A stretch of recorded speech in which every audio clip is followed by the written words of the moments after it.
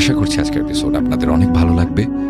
বেশি কথা না বলে সবার আগে চলে যাব আজকের প্রথম ঘটনায়। ঘটনা পাঠিয়েছেন শ্রেয়সী অন্যতমা। যেভাবে লিখে পাঠিয়েছেন ঠিক সেভাবেই পড়ে শোনাচ্ছি। আমি খুব গুছিয়ে বলতে বা লিখতে পারি না, তাই খুব বেশি কথা না বলে আজকের ঘটনায় যাওয়া যাক। ঘটনাটি আমার এক দাদার মুখ থেকে শোনা একটি সত্যি ঘটনা। দাদা যেভাবে বলেছিল আমি সেভাবেই তুলে ধরছি। আমি অরিত্র, বাবা মায়ের একমাত্র সন্তান।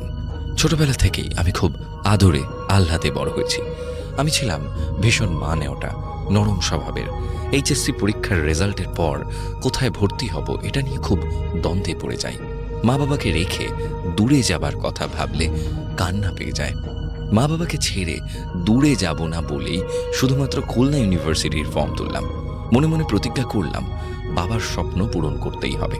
বাবার স্বপ্ন তার ছেলে একদিন ইউনিভার্সিটির প্রফেসর হবে। যেহেতু শুধু একটাই ইউনিভার্সিটির ফর্ম তুলেছি, তাই মনে মনে একটু ভয়ও করছিল। চান্স পাবো তো? আমি পড়াশোনা নিয়ে খুব সিরিয়াস হয়ে গেলাম। চান্স আমাকে পেতেই হবে। পরীক্ষা দিলাম, ঈশ্বরের কৃপায় চান্স পেয়ে গেলাম। ভর্তি হবার পর ঠিক হলো খুলনায় আমি আমার বড় মামার বাসায় থাকবো। বাবা আমাকে মামার বাসায় উঠিয়ে দিয়ে বাড়ি চলে এলেন।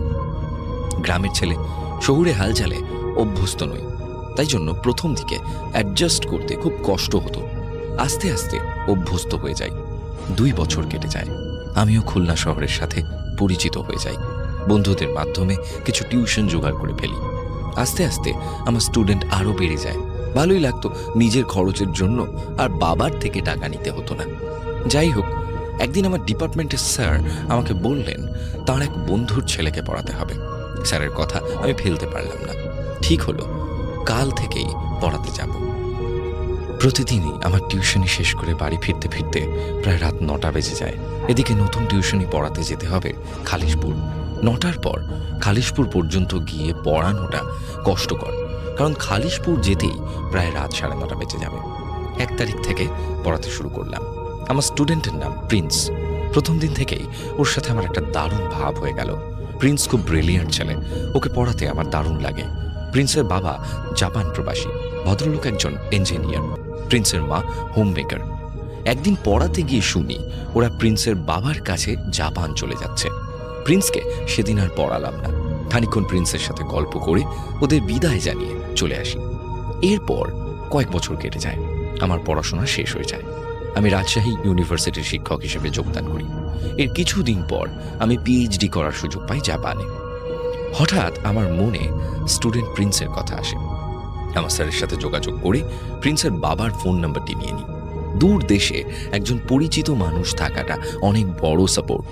আঙ্কেলের ফোন নাম্বার পেয়ে আমি বাংলাদেশ থাকতেই আঙ্কেলের সাথে ফোনে যোগাযোগ করি। আঙ্কেল শুনে খুব খুশি হয় এবং আমাকে অনুরোধ করেন আমি যেন আঙ্কেলদের পরিবারের সাথে থাকি। নতুন দেশে যাচ্ছি, তাই আমিও ভাবলাম আমি আঙ্কেলদের সাথেই থাকি। জাপান যাবার আগে প্রস্তুতি নিতে একটু ব্যস্ত থাকার কারণে আঙ্কেলের সাথে আমার বেশ কয়েকদিন কোনো কথা হয়নি। যাবার আগের দিন আঙ্কেলকে ফোন করি, কিন্তু কোনোভাবেই কন্ট্যাক্ট করতে পারিনি। ভীষণ টেনশন হচ্ছিল। পরদিন সন্ধ্যা 6টায় আমার ফ্লাইট। বাসা থেকে এয়ারপোর্ট রওনা দেওয়ার কিছুক্ষণ আগে আঙ্কেলের নম্বর থেকে ফোন আসে। আমি স্বস্তির নিঃশ্বাস ফেলি। আঙ্কেলের সাথে কথা হলো উনি আমায় রিসিভ করতে এয়ারপোর্ট আসবেন। যথাসময় জাপান পৌঁছই। এয়ারপোর্টে যাবতীয় কাজ সারতে সারতে অনেকটা সময় লেগে গেল। তড়িঘড়ি করে বাইরে এসে দেখি আঙ্কেল কোথাও নেই। আবারও টেনশনে পড়ে গেলাম। আমি আঙ্কেলের জন্য অপেক্ষা করতে থাকি। কিছুক্ষণ পরে আমার সামনে এক ভদ্রলোক এসে দাঁড়ালেন। আমায় জিজ্ঞাসা করলেন আমি অরিত্র কিনা। আমি বললাম হ্যাঁ, আমি অরিত্র। আপনি? ভদ্রলোক হাসি দিয়ে বললেন আমি প্রিন্সের বাবা। একটু অবাক হলাম। আঙ্কেল আমাকে কোনোদিন দেখেননি, তাহলে আমাকে চিনলেন কিভাবে? আঙ্কেল বললেন চলো আমরা এগোই। আমরা আঙ্কেলের বাড়ির উদ্দেশ্যে রওনা হই। আঙ্কেল খুব জলি মাইন্ডের মানুষ। গাড়িতে যেতে যেতে অনেক গল্প হয় আঙ্কেলের সাথে। প্রিন্সদের কথা জিজ্ঞাসা করতেই আঙ্কেল বললেন ওরা ওদের খালার সঙ্গে দেখা করতে রোমানিয়া গেছে, কয়েকদিন পর চলে আসবে। আঙ্কেলের বাড়ি পৌঁছতে রাত হয়ে যায়। প্রচণ্ড ক্লান্ত থাকায় খাওয়া দাওয়া সেরে তাড়াতাড়ি ঘুমিয়ে পড়ি। পরদিন সকাল সকাল ঘুম থেকে উঠে নাস্তার টেবিলে আঙ্কেলের সাথে কথা হয়। আঙ্কেল একটু গম্ভীর হয়ে বলেন কাল রাতে ঘুম ভালো হয়েছে? কোনো সমস্যা হয়নি তো? আমি ঘাড় নেড়ে বললাম, না জি আঙ্কেল, কোনো সমস্যা হয়নি, ভালোই ঘুম হয়েছে। আঙ্কেল বললেন, তারপর কিছুক্ষণ আঙ্কেলের সাথে গল্প করে আমি আমার ইউনিভার্সিটির কাজে বের হয়ে যাই। যাবার সময় আঙ্কেল বললেন, এখানে থাকতে কোনো অসুবিধা হলে জানাতে, কোনো সংকোচ বোধ না করতে। আমি বললাম, না না, কোনো সমস্যা নেই আঙ্কেল, আমায় নিয়ে চিন্তা করবেন না, ঠিকই তো আছে সব। ইউনিভার্সিটির কাজ শেষ করে বাসায় ফিরতে ফিরতে প্রায় সন্ধ্যা হয়ে গিয়েছে। প্রচণ্ড ক্লান্ত থাকায় বাসায় ফিরে একটু রেস্ট নিতে গিয়েই আমি ঘুমিয়ে পড়ি। ঘুমের মধ্যে মনে হলো কেউ যেন আমার কানের কাছে ফিসফিস করে কিছু একটা বলছে। স্বপ্ন ভেবে চোখ না খুলেই আমি অন্য পাশে ঘুরে শুই। কিছুক্ষণ পর আবারও অনুভব করলাম কেউ আমার বিছানার পাশে দাঁড়িয়ে আমার মুখের উপর ঝুঁকে এক দৃষ্টিতে আমায় দেখছে। তার নিঃশ্বাস আমি স্পষ্ট অনুভব করছি। কেমন যেন একটু অস্বস্তি হতে লাগলো। আমি এতই ক্লান্ত ছিলাম যে চোখ খুলতে পারছিলাম না। চোখ বন্ধ অবস্থায় আমি আমার হাতটা মুখের কাছে আনতে গিয়ে আমার হাতটা কে যেন খপ করে ধরে ফেললো। প্রচণ্ড ঠান্ডা অনুভব করায় আমি এক ঝটকায় হাতটা টান দিয়ে সরিয়ে ধরফর করে উঠে বসি।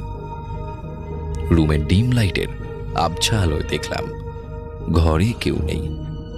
আমি ভীষণ ঘাবড়ে গেলাম। মনে মনে ভাবলাম হয়তো স্বপ্ন দেখছিলাম। মোবাইলটা হাতে নিয়ে দেখলাম রাত 9:45 বাজে। কিছুক্ষণ চুপ করে বসে থাকার পর রুম থেকে বের হলাম। দেখি আঙ্কেল টিভিতে নিউজ দেখছে। আমিও আঙ্কেলের সাথে কিছুক্ষণ বসে টিভি দেখলাম আর বিভিন্ন বিষয় গল্প করতে থাকি। গল্পের এক পর্যায়ে আঙ্কেল আমায় একটা অদ্ভুত প্রশ্ন করে বসে। আঙ্কেল বলে, তুমি কি মৃত্যুর পরের জীবন সম্পর্কে কিছু জানো?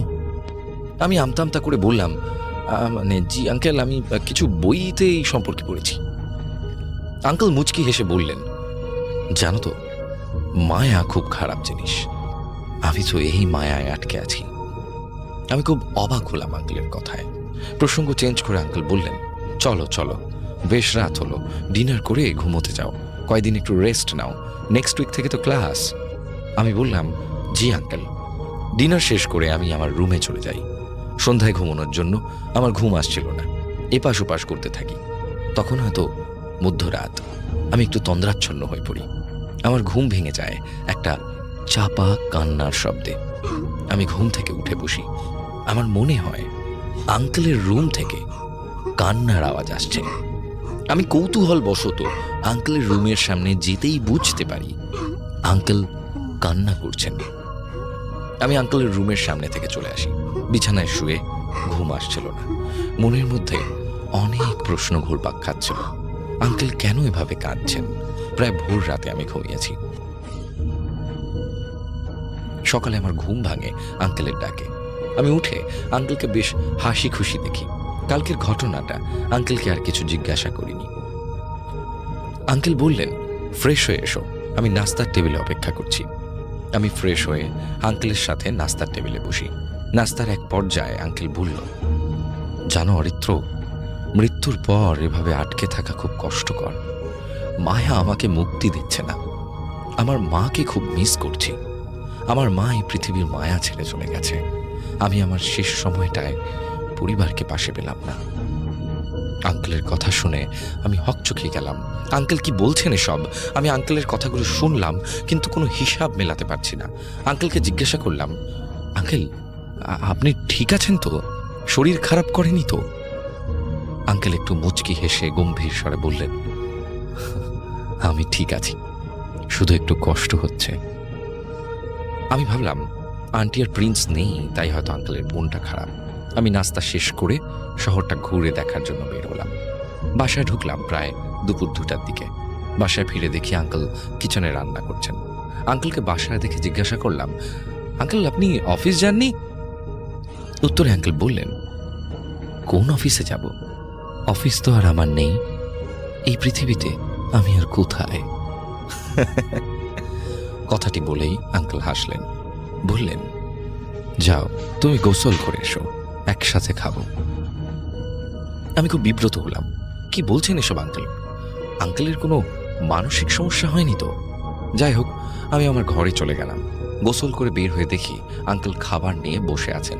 আঙ্কেলের সাথে দুপুরের খাবার শেষ করে রুমে এসে আমি একটু আমার জিনিসপত্র গুছিয়ে রাখলাম। এমন সময় আঙ্কেল আমার রুমে এলেন। অরিত্র, এই ফোন আর ঠিকানাটা রাখো, যত্ন করে রেখো, এটা কাজে লাগবে। আমি ঠিকানাটা রেখে দিই। আঙ্কেল ঠিকানাটা দিয়ে আমার রুম থেকে চলে যান। আমি জিনিসপত্র গুছিয়ে একটু ঘুমিয়ে পড়ি। সন্ধ্যায় ঘুম থেকে উঠে দেখি আঙ্কেল বাসায় নেই। আমি আমার রুমে বসে বই পড়ছিলাম। এমন সময় কলিং বেলের আওয়াজে আমি দরজা খুলে দেখি দুজন পুলিশ। ওনারা আঙ্কেলের খোঁজ করছেন। আঙ্কেলের মিসিং কমপ্লেইন করেছেন আঙ্কেলের অফিস থেকে। প্রথমে আমি একটু ঘাবড়ে যাই, কি বলবো পুলিশকে বুঝতে পারছিলাম না। আমি বললাম যে উনি একটু বাইরে গেছেন, উনি আসলে আপনাদের সাথে যোগাযোগ করতে বলবো। পুলিশ চলে গেল। আমি কিছুই বুঝতে পারছিলাম না যে কি হচ্ছে এসব। আমি আবার পড়তে বসলাম, কিন্তু পড়ায় মন বসছিল না। বারবার আঙ্কেলের এই অস্বাভাবিকতা আমাকে ভাবাচ্ছিল। রাত প্রায় 1:30। আঙ্কেল তখনও ঘরে আসেননি। আমি খুব চিন্তায় পড়ে গেলাম। আঙ্কেলকে ফোন করেও পাচ্ছিলাম না। আমি রাত 2টার দিকে ঘুমিয়ে পড়ি। ঘুমের ভিতর মনে হলো কেউ যেন আমার রুমে হাঁটা চলা করছে। আমি ভাবলাম আঙ্কেল এসেছে, তাই আর চোখ খুলিনি। কিছু সময় পর মনে হলো কেউ যেন আমার মুখের উপর ঝুঁকে আমাকে দেখছে। তারও কিছু সময় পর মনে হলো ফোঁটা ফোঁটা জল আমার নাক মুখে টপ টপ করে পড়ছে। আমি ভয়ে ভয়ে আস্তে আস্তে চোখ খুলে দেখি এক অবয়ব আমার মুখের সামনে ঝুঁকে রয়েছে। আমি চোখ খুলতেই অবয়বটি হাওয়ায় মিলিয়ে গেল। আমি প্রচণ্ড ভয়ে ধরফর করে বিছানা থেকে উঠে লাইট জ্বালিয়ে নিজের মুখটা মুছি। দেখি আমার মুখ বেয়ে রক্ত পড়ছে। আমার হাতের রক্ত দেখে আমি চিৎকার করে ওয়াশরুমের আয়নায় গিয়ে দেখি আমার মুখে ফোঁটা ফোঁটা রক্ত। আমি তাড়াতাড়ি জল দিয়ে মুখটাকে ধুয়ে ফেলি। প্রচণ্ড ভয়, আমি রীতিমতো ঘামছি। একটু ধাতস্থ হয়ে ওয়াশরুম থেকে বের হতে যাব, এমন সময় দেখি আঙ্কেল আমার ওয়াশরুমের বাইরে দাঁড়িয়ে আছে। আমি আঙ্কেলকে দেখে চমকে উঠি। থতমত খেয়ে আঙ্কেলকে জিজ্ঞাসা করি, আঙ্কেল আপনি কখন আসলেন, ঘরে ঢুকলেন কিভাবে? আমার কথার কোনো উত্তর না দিয়ে আঙ্কেল বললেন, আমি তোমার চিৎকার শুনে তোমার রুমে ঢুকে দেখি তুমি ওয়াশরুমে। কি হয়েছে তোমার, ভয় পেয়েছো? আমি বললাম, না আঙ্কেল কিছু হয়নি, আমি ঠিক আছি, এই দুঃস্বপ্ন দেখে একটু ভয় পেয়েছি। আমি ওয়াশরুম থেকে বের হয়ে বিছানায় বসতেই আমার চোখ পড়ল আঙ্কেলের শরীরের দিকে। আঙ্কেলের বুকে প্রায় 4-5টা ছিদ্র, কেউ যেন গুলি করেছে। রক্তগুলো শুকিয়ে গেছে। আঙ্কেলের শরীর কেমন যেন ফুলে গেছে।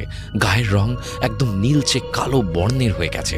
আমি আঙ্কেলকে উৎকণ্ঠা নিয়ে কাঁপা কাঁপা গলায় জিজ্ঞাসা করলাম, আঙ্কেল কি হয়েছে আপনার? আপনার এমন অবস্থা কি করে হলো? আঙ্কেল শান্ত গলায় উত্তর দিলেন, ভয় পেও না, এগুলো কিছুদিন আগের ক্ষত, ঠিক হয়ে গেছে, আমায় নিয়ে ভেবো না, শুয়ে পড়ো।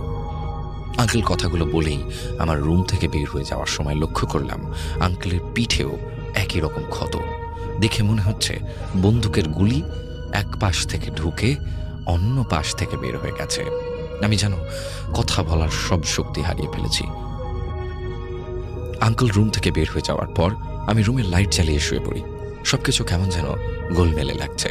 পরদিন সকালে আঙ্কেলকে দেখি সোফায় বসে আছেন। আঙ্কেলকে দেখে আমি রীতিমতো আঁতকে উঠি। আঙ্কেলের শরীর, নাক, মুখ অনেক বেশি ফুলে উঠে যায়। গায়ের চামড়া একদম কালো হয়ে গেছে। ক্ষতস্থানটা যেন পৌঁছে গেছে। আঙ্কেলের চোখ দুটো একদম ঘোলাটে বর্ণের। মনে হচ্ছে আমার সামনে কয়েকদিনের পচা একটা লাশ আমার সামনে বসে আছে। আমি যেন আঙ্কেলকে দেখে কথা বলার শক্তি হারিয়ে ফেলেছি। আমাকে দেখে আঙ্কেল হাসতে হাসতে বললেন, ভয় পেও না অরিত্র, আমি একটু অসুস্থ, এই যে দেখো আমার সারা শরীরে পচন ধরেছে। আমি বললাম, আপনার তো ডাক্তারের কাছে যাওয়া দরকার আঙ্কেল। আঙ্কেল বললেন, আমাকে নিয়ে এত চিন্তা করো না, এটাই আমার নিয়তি, আমি একটু বের হচ্ছি অরিত্র, ভালো থেকো। কথাটি বলে আঙ্কেল বাসা থেকে বের হয়ে গেলেন। আমার মনে হচ্ছিল আমি অন্য কোনো জগতে বাস করছি। আমি কি করব বুঝতে পারছি না। একটু পরেই আমার সব নীরবতা ভেঙে দিয়ে হঠাৎ কলিং বেল বেজে উঠল। আমি দরজা খুলে দেখি আন্টি আর প্রিন্স দাঁড়িয়ে। আন্টি কান্নায় ভেঙে পড়লেন এবং সব থেকে অবাক হলেন আমাকে প্রিন্সদের বাড়িতে দেখে। আমি এবং আন্টি দুজনেই বাকরুদ্ধ। আন্টি ভিতরে ঢুকে বললেন, তুমি এখানে কি করে এলে, কবে এলে? আমি আন্টিকে বললাম, আমি এখানে এসেছি আপনি জানেন না? আঙ্কেল কিছু বলেননি আপনাকে? আমার কথায় আন্টি কান্নায় ভেঙে পড়লেন। উনি যা বললেন তাতে আমার মাথায় আকাশ ভেঙে পড়ল। আন্টি বললেন, লাস্ট 15 দিন ধরে আঙ্কেলকে খুঁজে পাওয়া যাচ্ছে না, তার ফোনও বন্ধ। আমি আঙ্কেলকে না পেয়ে পুলিশকে ইনফর্ম করি, তাই সেদিন পুলিশ আঙ্কেলকে খোঁজ করতে এসেছিল। আমি যখন আন্টিকে বললাম, আরে আঙ্কেলই তো আমাকে এই বাসায় নিয়ে এসছে আন্টি, আন্টি কথাটি যেন বিশ্বাসই করতে পারলেন না। আন্টি আমাকে ধরে কাঁদতে কাঁদতে বললেন, তুমি কি পাগল হয়ে গেছো? এটা কি করে সম্ভব? আন্টির কথায় বুঝতে পারলাম আমি জাপান আসার আগেই আঙ্কেল মিসিং। আমি ওই মুহূর্তে আন্টিকে আর কিছু বলার সাহস পেলাম না। আঙ্কেল যে ঠিকানাটা দিয়েছিলেন আন্টিকে দেওয়ার জন্য সেটাও দিতে পারলাম না। আমি আঙ্কেলের দেয়া ঠিকানাটা প্রিন্সের পড়ার টেবিলে রেখে দিলাম। কিছুক্ষণ পর একটা অ্যাম্বুলেন্স এসে আঙ্কেলের বাড়ির সামনে থামলো। চারিদিকে কেমন একটা নিস্তব্ধতা। কলিং বেল বাজতেই প্রিন্স দরজা খুলল। সেই 2 জন পুলিশ দরজার সামনে দাঁড়িয়ে। পুলিশ প্রিন্সকে অ্যাম্বুলেন্সের সামনে নিয়ে গিয়ে দরজা খুলে দিল। অ্যাম্বুলেন্সে শোয়ানো আঙ্কেলের লাশ। আন্টি কান্নায় ভেঙে পড়লেন। আঙ্কেলের লাশ আমার সামনে। আমি যেন নিজের চোখকে বিশ্বাস করতে পারছি না। আমি শেষবার আঙ্কেলকে যেমন দেখেছিলাম ঠিক তেমনই আঙ্কেল শুয়ে আছে। আঙ্কেলের লাশ একদম পচে গেছে, হাত পা ফুলে গিয়ে এমনভাবে বাঁকা হয়ে আছে যেটা না দেখলে কেউ বুঝতে পারবেন না। এমন ভয়ানক লাশ আমি কোনোদিন দেখিনি। জানা যায় আঙ্কেলকে গুলি করে হত্যা করা হয়েছে। আঙ্কেলের শরীরে 6টা গুলির চিহ্ন, এপাশ থেকে ওপাশ ফুঁড়ে বের হয়ে গেছে। 15 দিন আগে আঙ্কেলকে কেউ খুন করে জঙ্গলে ফেলে দিয়েছে। এরপর আমি 3 বছর জাপানে ছিলাম। আমার পিএইচডি ভালোভাবে সম্পূর্ণ করি। আমি আর প্রিন্সদের বাসায় থাকিনি। আমি আমার ইউনিভার্সিটির কাছে একটি বাড়ি ভাড়া করে চলে যাই। পরবর্তীতে জানতে পারি আঙ্কেলের খুনিরা ধরা পড়েছে। বাংলাদেশে আসার পরেও এই ঘটনা আমি ভুলতে পারিনি, হয়তো কোনোদিন ভুলতে পারবো না। তাই ছিল আজকের আমার ঘটনা। প্রিয় লিসেনার্স, এখন যে ঘটনাটি আপনাদের সামনে উপস্থাপন করতে যাচ্ছি, এই ঘটনাটি আমাদেরকে যিনি পাঠিয়েছেন তার নাম মেহেদি হাসান। উনি বর্তমানে রাজুক উত্তরা মডেল কলেজে ইন্টারমিডিয়েট ফার্স্ট ইয়ারে লেখাপড়া করছেন সায়েন্স বিভাগে। উনি যে ঘটনাটি পাঠিয়েছেন এটা ওনার নিজের সাথে ঘটে যাওয়া একটি ঘটনা। ঘটনাটি মূলত ঘটেছিল ওনার নানা বাড়িতে বেড়াতে যাওয়ার পর। গত বছর উনি ওনার নানা বাড়িতে বেড়াতে যান ঈদের সময়। মূলত ঈদ করার জন্য ওনারা সপরিবারে নানা বাড়ি বা দাদা বাড়িতে গিয়ে থাকেন। ওনার নানা বাড়ি দাদা বাড়ির ডিস্টেন্স খুব একটা বেশি দূরে নয়, প্রায় একই জায়গায় বলতে হবে। সেটি হচ্ছে জামালপুর জেলার ইসলামপুর উপজেলার কাচারি বাজার নামক স্থানে। তো গত বছর ওনার মা বাবা ঈদ করতে সেখানে যাননি। তো উনি আসলে ঢাকাতে ঈদ করতে খুব একটা অভ্যস্ত নন, এই কারণে পিতামাতার অনুমতি নিয়ে উনি নানা বাড়িতে যান। তো ঈদের সময় যেহেতু উনি গিয়েছেন, স্বাভাবিকভাবেই বেশ হাসি আনন্দ করবেন, এটাই তো মনের একটা প্রবল ইচ্ছা ছিল।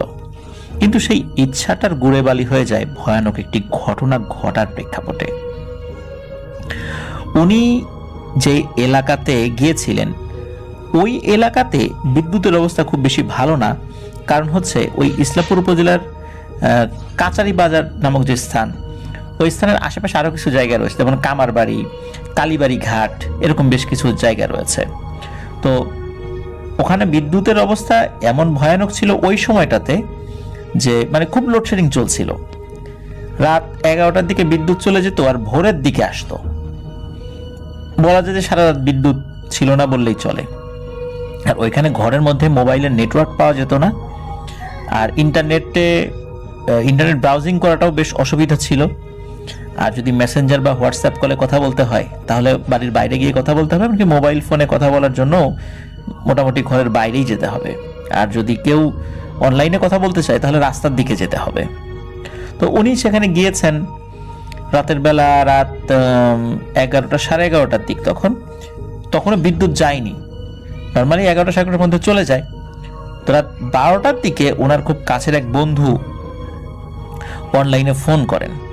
উনি জানেন যে ঘরের মধ্যে কথা বললে তো এটা শোনা যাবে না, এই জন্য উনি কাউকে কিছুটা বলে ঘর থেকে বাইরে বের হয়ে রাস্তায় চলে যান। রাস্তায় গিয়ে কথা বলতে থাকেন। ঈদের সময় বন্ধু বান্ধব বিভিন্ন জায়গায় গিয়েছে, কথাবার্তা তো বলবেই, স্বাভাবিক। তো উনি কথা বলছেন, কথা বলতে বলতে উনি হাঁটছিলেন। গরমের সময়ও ছিল তো, আর ওই সময়টা ছিল বর্ষাকাল। তো ওনাদের ওইখানে এই যে কালীবাড়ি ঘাট, কামারবাড়ি, কাচারি বাজার এবং আশেপাশের বিস্তীর্ণ এলাকা পানিতে তলিয়ে যায়। মানে যে সমস্ত নিচু জায়গাগুলো আছে, একটা বিলের মতো সৃষ্টি হয় সেখানে। তো উনি রাস্তা দিয়ে হাঁটছেন আর কথা বলছেন। কথা বলতে বলতে উনি অনেকটা পথ হেঁটে চলে এসেছেন। ওনার নিজেরও খেয়াল নাই যে কতটা পথ হেঁটেছেন। প্রায় 1 ঘন্টা উনি ফোনে কথা বলেছেন। তো কথা বলছেন, বলতে বলতে উনি এই কামারবাড়ির নার্সারির মোড় নামক একটা জায়গা রয়েছে, ওই জায়গাতে একটা গাব গাছ আছে। ওই গাব গাছের কাছে এসে উনি কথা বলছেন। উনি চিন্তা করছেন এবার ব্যাক করে আবার বাড়ির দিকে চলে যাবেন। তো ওইখানে দাঁড়িয়ে উনি কিছুক্ষণ কথা বলছেন আনমনে। হঠাৎ করে উনি দেখেন সাদা কাপড় পরা একটা মহিলা অবয়ব, মাথায় ঘোমটা দেয়া, কোলে একটা বাচ্চা আছে। সে দ্রুত তার সামনে দিয়ে হেঁটে চলে যাচ্ছে, মানে এই মেহেদী হাসান ভাইয়ের সামনে দিয়ে হেঁটে চলে যাচ্ছে। উনি কথা বলতে বলতে হঠাৎ করে এটা দেখে চমকে যান।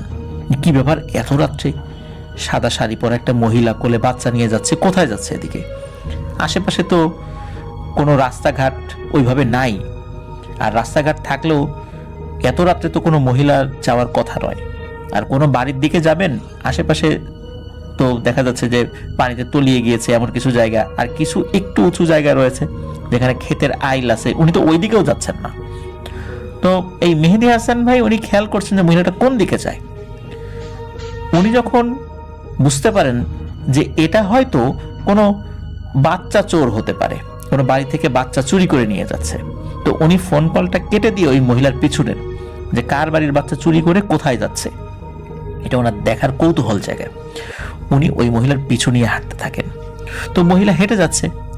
স্বাভাবিকভাবে ওই মহিলার যদি কোনো দিকে যেতেই হয়, পানির দিকে যাওয়ার কথা নয়, ওই মহিলার যাওয়ার কথা হচ্ছে আর একটা মেঠো পথ, যেটা জমির আইল, ওই দিকটা তখনও তলিয়ে যায়নি। কিন্তু ওই মহিলা ওই দিকে না গিয়ে মহিলা যাওয়া শুরু করলো কালীবাড়ি ঘাটের দিকে। এই কালীবাড়ি ঘাটটা অনেক আগে থেকেই বিভিন্ন ধরনের প্যারানরমাল বিষয়বস্তু বা ঘটনা ঘটার কারণে মানুষের মধ্যে বেশ পরিচিতি লাভ করেছে। অনেক পুরনো একটা জায়গা, ওখানে বট গাছ রয়েছে, অনেক পুরনো আম গাছ রয়েছে। তো দেখে যে ওই মহিলাটা বাচ্চা কোলে নিয়ে ওই দিকে যাচ্ছে। এদিকে মেহেদী হাসান ভাই তো পিছু নিয়েছেন, কোথায় যায় উনি দেখবেন। বেশ দূরত্ব ছিল ওই মহিলা এবং মেহেদী হাসান ভাইয়ের মধ্যে। মেহেদী হাসান ভাই হাঁটছেন, খুব বেশিক্ষণ হাঁটতে হয়নি। ওই মহিলাটা কি করে, ওই আইলের ওই দিকে না গিয়ে কালীবাড়ি ঘাটের দিকে যায়, এবং ওইখানে যে ঘাটে যে নদীর পার বা এই খাল বিল হয়ে গেছে, ওইখানে পানি এসে ওই পানির উপর দিয়ে হাঁটা শুরু করে। পানির উপর দিয়ে একটা মহিলা হেঁটে যাচ্ছে, চাঁদের আলো তো স্পষ্ট দেখতে পাচ্ছেন। এটা দেখে উনি তো পুরো স্পিচলেস। উনি যে কোনো শব্দ করবেন, চিৎকার দেবেন, এমন কোনো অবস্থা তার নাই। উনি খালি তাকিয়ে আছেন এবং দেখছেন কি হয়। উনি দেখলেন যে মহিলা পানির উপর দিয়ে হেঁটে যেতে যেতে অপর প্রান্তে যাওয়ার কিছুক্ষণ আগে হঠাৎ করে সে অদৃশ্য হয়ে গেল। মানে কোথাও কিচ্ছু নাই। সেটা সাদা শাড়ি পরা ছিল, অনেক দূর থেকেও চাঁদের আলোতে বোঝা যাচ্ছিল, কিন্তু হঠাৎ করে সে অদৃশ্য হয়ে যায়। এই দৃশ্য দেখার পর উনি প্রচন্ড ভয় পান। উনি যে ওইখান থেকে ব্যাক করবেন সেই শক্তিটাও তার হারিয়ে যায়। উনি ফিল করেন ওনার শরীর অনেক ভারী হয়ে গেছে, উনি সেখান থেকে নড়তে পারছেন না। তারপরে উনি চেষ্টা করে বাড়ির দিকে ঘোরার চেষ্টা করেন, কিন্তু ঘুরে একই দেখছেন উনি, ওনার চোখের সামনে শুধু কুয়াশা, ধোঁয়ার মতো। উনি কিচ্ছু দেখতে পাচ্ছেন না, কোনো পথ উনি দেখতে পাচ্ছেন না। কোন দিকে যাবেন, ডানে যাবেন, বায়ে যাবেন? পেছন দিকে তো ঘাট আর বট গাছ, আম গাছ উনি দেখতে পাচ্ছেন। ওনার বাড়ির রাস্তা কোনটা উনি কিচ্ছু বুঝতে পারছেন না। উনি বুঝতে পারেন যে উনি কানা ভুলোর খপ্পরে পড়েছেন। এখন কি উপায়? তবে উনি এটা জানতেন যে এই টাইপের কানা ভুলোর খপ্পরে পড়লে কি করণীয়। যেটা করণীয়, হাদিসে যেটা বর্ণনা রয়েছে, উনি সেটাই করেন। উনি ওনার শরীরের সমস্ত শক্তি সঞ্চয় করে প্রচন্ড জোরে আজান দিতে থাকেন। ওনার আজান যখন শেষ হয়, আজান শেষ হওয়ার পরপরই জাস্ট 10 সেকেন্ড সময় লেগেছে, উনি দেখেন আস্তে আস্তে সবকিছু পরিষ্কার হয়ে যাচ্ছে, ঘোলাটে ভাব কেটে যাচ্ছে, উনি বাড়ি যাওয়ার রাস্তা দেখতে পাচ্ছেন। উনি দ্রুত বাড়ি যাওয়ার জন্য রওনা দেন। সেখান থেকে উনি বাড়িতে চলে যান। প্রতিমধ্যে আর কোনো সমস্যা হয়নি, কাউকে কিছু না বলে তাড়াতাড়ি শুয়ে পড়েন। সকালবেলা উনি ওনার নানিকে এই বিষয়টি সবিস্তরে বলেন যে কি হয়েছিল। ওনার নানি ওনাকে খুব বকাঝকা করে যে কেন রাতের বেলা এত দূরে হাঁটতে হাঁটতে চলে গিয়েছিল, কথা বলার দরকার, একটা জায়গায় দাঁড়ালে হতো। মূলত আসলে উনি হাঁটতে হাঁটতে ওইদিকে গিয়েছিলেন, একটা জায়গায় নেটওয়ার্ক পাওয়া যাচ্ছিল। উনি চিন্তা করছেন ওই দিক থেকে হেঁটে গেলে ওইদিকে তো টাওয়ার আছে, হয়তো বা নেটওয়ার্কটা ভালো পাওয়া যেতে পারে। এই চিন্তা করেই উনি আসলে হাঁটতে হাঁটতে একটা দিকে চলে গিয়েছিলেন। ওনার নানি পরবর্তীতে একজন হুজুরের কাছে নিয়ে যান। তো হুজুর ওনার কাছ থেকে সবকিছু শোনেন, ওনাকে ঝাড়ফুঁক করে দেন এবং হুজুর ওনাকে বলেন যে এই যে কাচারি বাড়ি নার্সারির মোড় যেই গাব গাছ রয়েছে, এই গাব গাছের এখানে মূলত এই গাব গাছে দুটো জিন থাকে, মা এবং ছেলে। তো উনি যখন রাতের বেলা ফোনে কথা বলতে বলতে গাব গাছের নিচে গিয়েছে, ওখানে নেটওয়ার্কটা একটু ভালো পাওয়া যাচ্ছিল, তো উনি উচ্চ স্বরে কথা বলছেন, হাসাহাসি করছেন।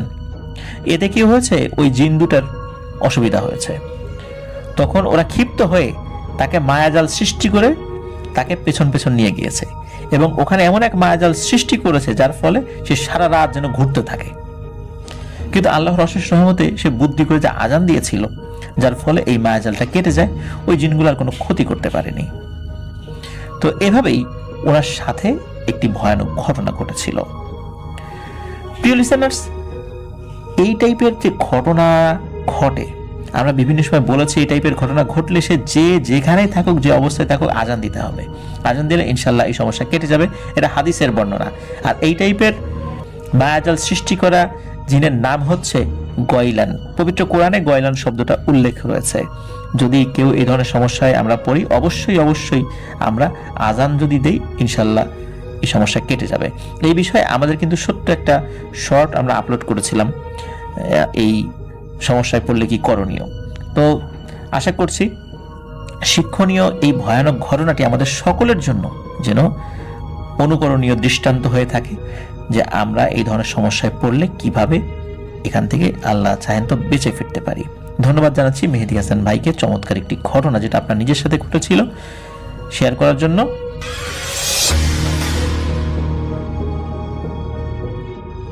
আছেন সাথে। আমি এখন যে ঘটনাটা শেয়ার করতে যাচ্ছি সময় নষ্ট না করে, সেই ঘটনাটা আমাকে জাহিদ ভাই পাঠিয়েছে এবং এই ঘটনাটা হচ্ছে ঢাকা শহর কোনো একটা এলাকায় এবং এইটা হচ্ছে 2015 সালের ঘটনা। তো ওই এলাকার কাছে বাঁধন নামে একটা ছেলের বসবাস তার পরিবারের সাথে। তো সেই এলাকার স্থানীয় বাঁধনরা এবং বাঁধনের পরিবারের 6 জন সদস্য, তার মা, বাবা বা ওর বড় বোনের স্বামী এবং বাঁধনের ছোট বোন। বাবা হচ্ছিল ব্যবসায়ী। তো বাঁধনরা এক বাবার এক ছেলে।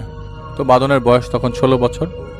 তো ছোটোবেলায় তার দাদির কাছ থেকে ভয়ের গল্প টল্প অনেক বেশি শুনতো। তো এক সময় তাদের বাসে যে মাদ্রাসা ছিল, সেখানে অনেক লোকজন আসতো জিনে আক্রান্ত, সেখানকার হুজুররা ঝাড়ফুঁক দিত, সেইটা সে আবার মাঝে মধ্যে দেখতো, উৎসুক হিসাবে দেখতো আর কি। কারণ মাদ্রাসায় সে ঢুকতে পারতো, তার বাবা ওই মাদ্রাসার কমিটির একজন দায়িত্বরত কর্মকর্তা ছিল ওই মুহূর্তে। তার ছেলেটার স্বভাব ভালো ছিল না, ছেলে ছিল বাউন্ডারি স্বভাবের এবং একমাত্র ছেলে থাকায় অনেক আশকারা পেয়েছিল। এলাকার মধ্যে অনেক দুষ্টুমি করতো, ইত্রামি করতো।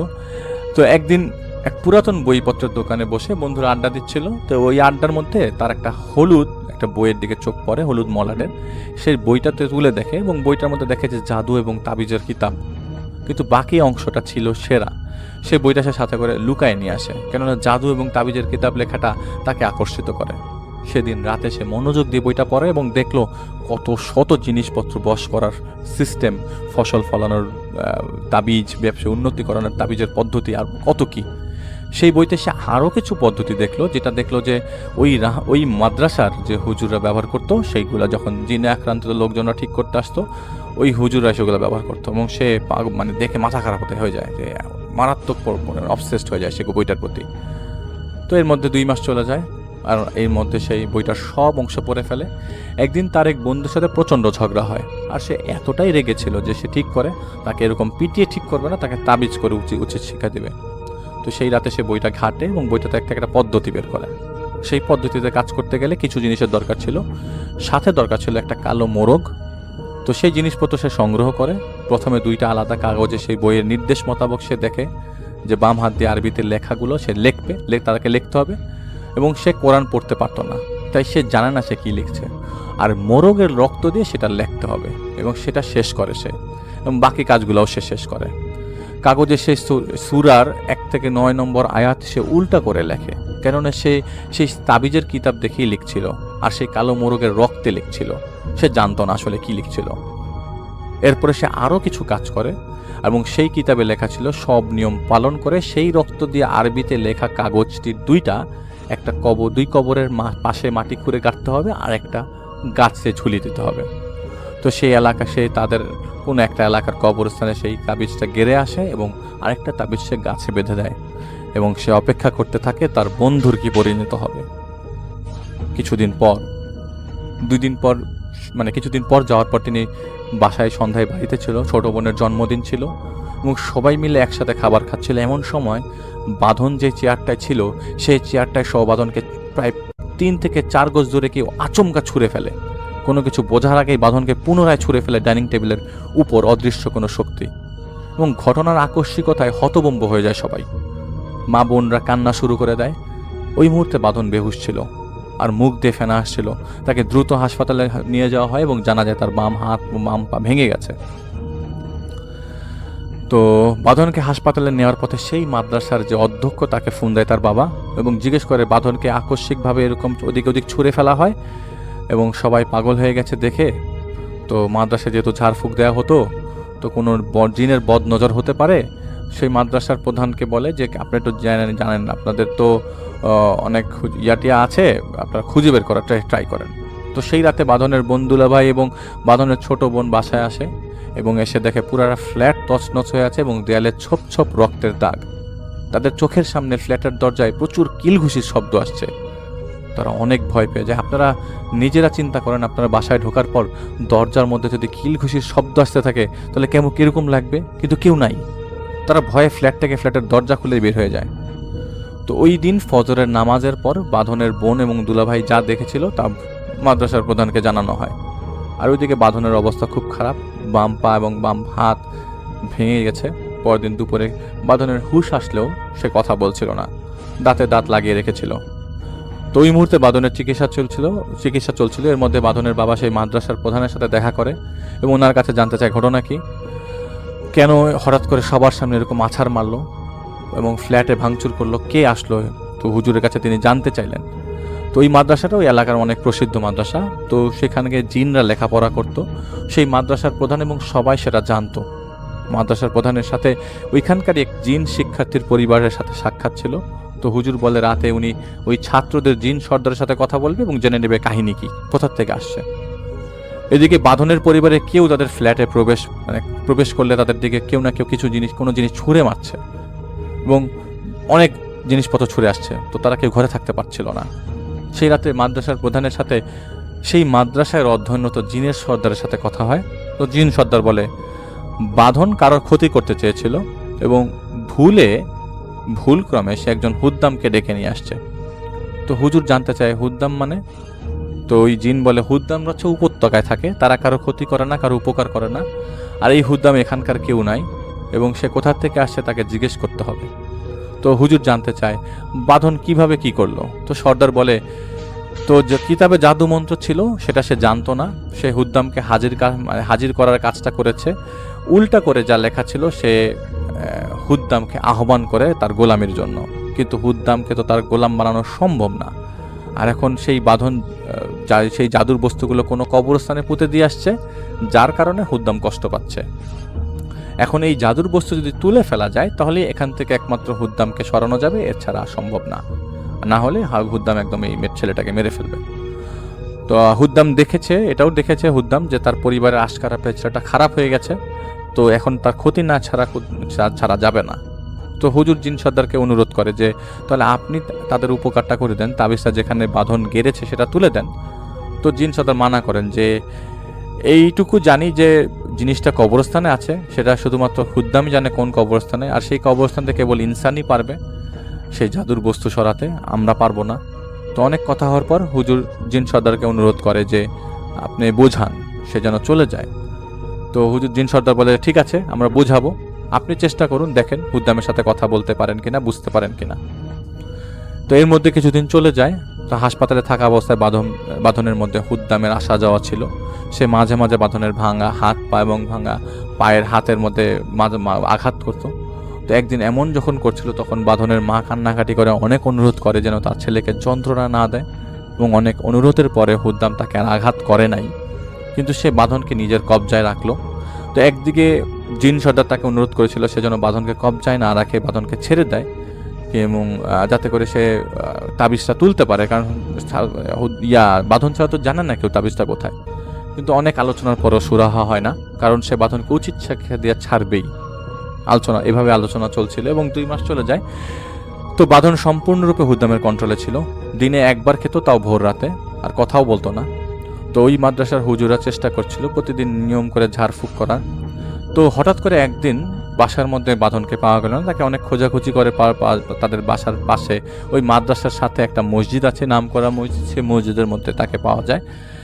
তো আপনারা চিন্তা করেন, তার হাত পা ভাঙা, তো এখানে তো যাওয়া সম্ভব না, তাকে কেউ নিয়েও যায় নাই, তাহলে কিভাবে সম্ভব, সে এখানে কিভাবে গেল? তার ওই দিন জোহরের ওয়াক্ত ছিল, নামাজের সময়। সে কোনো একটা কাতারের মধ্যে বসেছিল এবং অন্যান্য মুসল্লিরা তাকে সরানোর চেষ্টা করছিল। তো তারা তো জানতো না ঘটনা কি। তো বাঁধনকে ধরতে গেলে বাঁধন ভাঙা বাম হাত দিয়ে তাদের সবাইকে সাবধান হওয়ার জন্য ইশারা করে বলে যে তোমরা সরো, তোমাদের সাথে আমার কোনো শত্রুতা নাই। আর চোখ তখন বাঁধনের পুরো লাল হয়েছিল। এরকম কথা শুনে ওইখানকার মধ্যে থেকে একজন লোক ওই মাদ্রাসা দ্রুত একজন মাদ্রাসার প্রধানকে ডেকে নিয়ে আসে। তো যেহেতু ওই দিন সাধারণ দিন ছিল, জামাতে বেশি লোক ছিল না, মাদ্রাসার ছাত্ররা ছিল, উনি এসে দেখেন অবস্থা বেগতিক। বাঁধনের বাবাকে তিনি ফোন করে বলেন বাঁধন এখানে। তো বাঁধন চেষ্টা করতে থাকে হুদ্দামের কাছে, জানতে চায় যে উনি এখানে কেন এসছেন। তো হুদ্দাম বাতাসের মধ্যে শুকে বলে, মানে হুদ্দাম কিন্তু ছেলেটার ভিতরে বাতাসের মধ্যে শুকে বলে যে না, তোমাকে দিয়ে হবে না। তো হুজুর জিজ্ঞেস করেন কি হবে না? তো হুদ্দাম বলে তোমার দিল সাফ না, তোমার দিল পরিষ্কার না, যখন দিল সাফ হবে তখন তুমি আমার কাছে আসবা। তো উনি অনুরোধ করেন বাঁধনকে বাড়ি নিয়ে যেতে, কিন্তু হুদ্দাম সাফ না করে দেন। এদিকে এই ব্যাপারটা ছড়িয়ে পড়ার কারণে এলাকার লোকজনরা উৎসুক জনতা ভিড় করেছে যে একটা ছেলেকে জিনে ধরছে, সে সবাই দেখতে আসছে। তো এইভাবে ওয়াসরের ওয়াক্তের কাছাকাছি শুরু হওয়ার সময় হুদ্দামকে ছাড়াবেন এই সিদ্ধান্তে হুজুর ঝাড়ফুঁক শুরু করেন। বলতে থাকে যে খবিশের বাচ্চা, মানে হুজুর চেতে গেছে যে খবিশের বাচ্চা, আজ তোকে বন্দি করব। সর্দার তোকে কিছু বলতে মানা করছে দেখে তোকে কিছু বলি নাই, আজকে আমি তোকে বোতল বন্দি করবই, বোতল বন্দি করে তোকে বাথরুমের ভিতরে রাখবো। এই আমাকে কেউ বেতেনে দেখেও এইটাকে আজকে আমি সাইজ করবই। তুই জানিস আমার কত সম্মান, লোকে আমাকে কত সম্মান করে, তোকে সম্মান করতাম, সর্দার বলেছে তাই, আজ তোকে আমি জ্বালিয়ে দিব। তো ওনাকে কেউ একজন বেতেনে দেয়। তো উনি যখন হুদ্দামকে মারার জন্য তেরে আসেন তখন হুদ্দাম বলেন যে ইয়াতু ইজ্জুমান তাসাউ ওয়াতু জিল্লুমান তাসাউ। তো হুজুর উত্তেজিত হয়ে বলে এই খবিশের বাচ্চা, কি বলছিস তুই? সে আবার বলে ভারী গলায় বলে ওয়াতু ইজ্জুমান তাসাউ ওয়াতু জিল্লুমান তাসাউ, খামোশ, আর এক পা যদি এগোও তোমার জন্য ভালো হবে না। হুজুর এগিয়ে যেতে যেতে থেমে যায়। তো বাঁধনের বাবা আসে, অনুনয় বিনয় করে। তো অনেকক্ষণ বিনয় করানোর পর বাঁধন হঠাৎ করে দেখা যায় বেহুশ হয়ে যায় এবং তাকে বাড়ি নিয়ে আসে। তো আরও 2 সপ্তাহ চলে যায়। তো বাঁধনের বাবা অনেক জায়গায় চেষ্টা করতে থাকে। একদিন একজন ইমামের মাধ্যমে উনি জাহিদ ভাইয়ের সাথে যোগাযোগ করেন। তো জাহিদ ভাই প্রথমে যেতে রাজি হয় নাই। তো জাহিদ ভাই পরে পুরো নাম ঠিকানা নিয়ে জাহিদ ভাইয়ের জিনকে দেয়। তো জাহিদ ভাই জিনের কাছে জানতে চাইলে ছেলেটার সমস্যা সম্পর্কে কি হয়েছে না হয়েছে। তো তিনি অপেক্ষা করতে বলেন এবং জাহিদ ভাইয়ের জিন চলে যায়। তো সেদিন ফজরের কিছুক্ষণ আগে জাহিদ ভাইয়ের জিন আসে এবং বলে শুনতে থাকো। বাঁধন তাবিজের কিতাব ব্যবহার করতে যে ভুলে একজন ইমানদার পাহাড়ি জিনকে কুফরি করে ডেকে নিয়ে এসছে। সে চেয়েছিল একটি, হয়েছে আরেকটি। এখন এই জিন বাঁধনকে যথেষ্ট শিক্ষা দিয়েছে, এখন সে চলে যেতে চাচ্ছে। তাই সে কিছুদিন আগে মসজিদে গিয়েছিল। বাঁধনকে দিয়ে সেই হুজুরকে বলে দিতে কোথায় সে তাবিজ রাখা হয়েছে। কিন্তু সেই হুজুরের দাম্ভিকতা দেখে তার মনে হয় এই লোককে কথাগুলো বলা ঠিক হবে না। সে কুমতলব নিয়ে তাবিজটা সরিয়ে তার নিজের জায়গায় রেখে দিতে পারে, এতে ওই হুদ্দাম মুক্ত নাও হতে পারে। তো জাহিদ ভাই জানতে চায় তা এখন কি করা যায়। তো ওই জাহিদ ভাইয়ের জিন বলে তুমি কি তাবিজ তুলতে পারবা? তো জাহিদ ভাই নির্দ্বিধায় বলে হ্যাঁ পারবো। তো উনি বলে যে এখানে কিন্তু ঝুঁকি আছে, তোমার উপর কিন্তু হামলা হতে পারে জিনদের, কারণ বাঁধন এমন এক জায়গায় তাবিজ পুড়েছে, সেই জায়গাটা ভালো না। তো আগেই বলেছি চিন্তা করে দেখো। তো ওই সময় জাহিদ ভাই এসব চিন্তা করতো না, তাই কিছু না বলে বলে যে না আমি পারবো, আপনি আমাকে আমল শিখাই দেন। তো বলে ঠিক আছে, তুমি 3 দিন রোজা রাখো এবং রোজা রাখার 3য় দিন সেই বাসায় যাবা এবং সাথে করে নিয়ে যাওয়া পানি দিয়ে ইফতার করবা, তার সাথে নিয়ম মেনে চলবা এবং বাকিটা তুমি বুঝে যাবা। তো তার কথা মতো 3 দিন রোজা রেখে আমল করে এবং 3 দিনের দিন সেই বাসায় এসে প্রবেশ করে। সে বাসায় ঢুকে জাহিদ ভাই, তো সে নর্মালি কোনো বাসায় ঢুকলে জাহিদ ভাইয়ের একটা জিনিস কি, সে ভালো খারাপ বুঝতে পারে। তো সেদিন সে বাসায় ঢুকে তিনি কিছুই বুঝতেছিল না। তো বাসায় যাওয়ার পর তাকে দেখে লোকজন সবাই অবাক হয়ে যায়, কি ব্যাপারে, এই ইয়াং মানুষটা কোথা থেকে আসছে, এ কি কাজ করতে পারবে নাকি? সবার মধ্যে একটা কনফিউশন থাকে যে কাজ করতে পারবে কিনা। তো তাকে যে ইমাম সাহেব খবর দিয়েছিল, সেই ইমাম সাহেব বাঁধনের বাবার সাথে যোগাযোগ করে। তো তারা সবাই তার কথা বলে আগে ঘটেছে। তো মাগরিবের আজান দিলে তিনি ওই মসজিদে নামাজ পড়ে, দেরি না করে বাঁধনের কাছে যায়। তখন তার পরিবার চাচ্ছিল যে মাদ্রাসার যে হুজুরটা বাঁধনকে একবার চেষ্টা করেছে ঝাড়ফুঁক করা, তার সাথে যেন তিনি কাজ করে।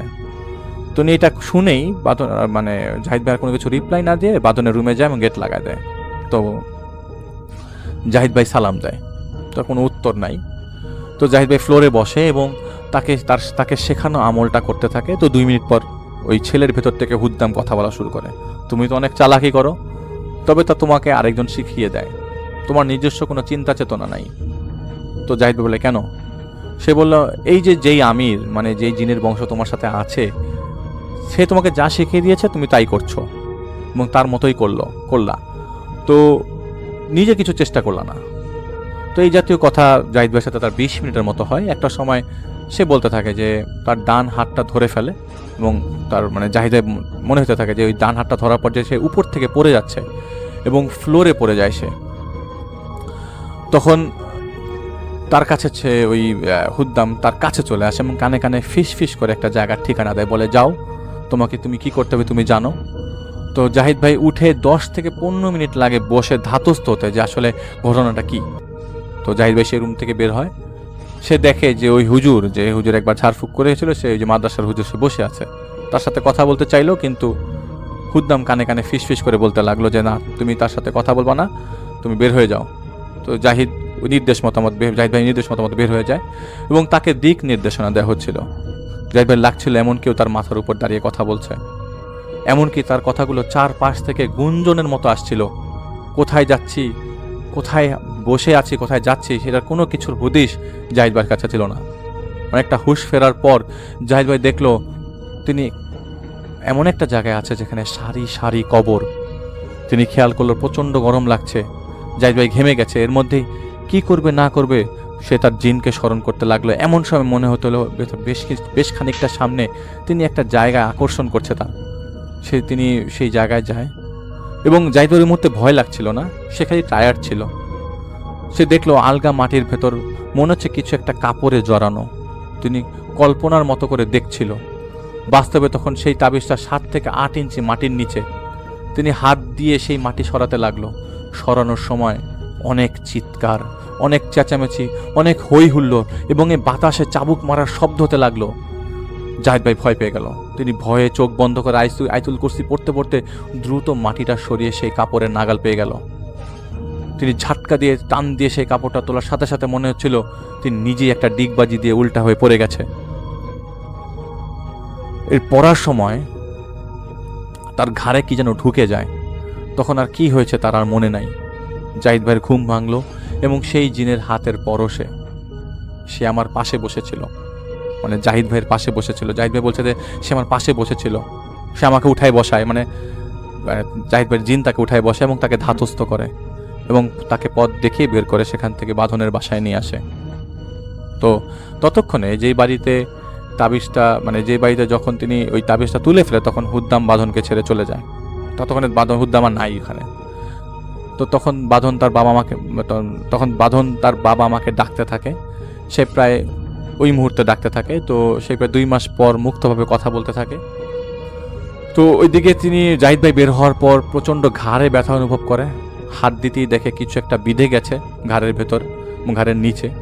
সেটা তিনি টান দিয়ে সরিয়ে ফেলে এবং জাহিদ ভাই বলেছে আজও সেই আঘাতের দাগ রয়ে গেছে তার ঘাড়ে।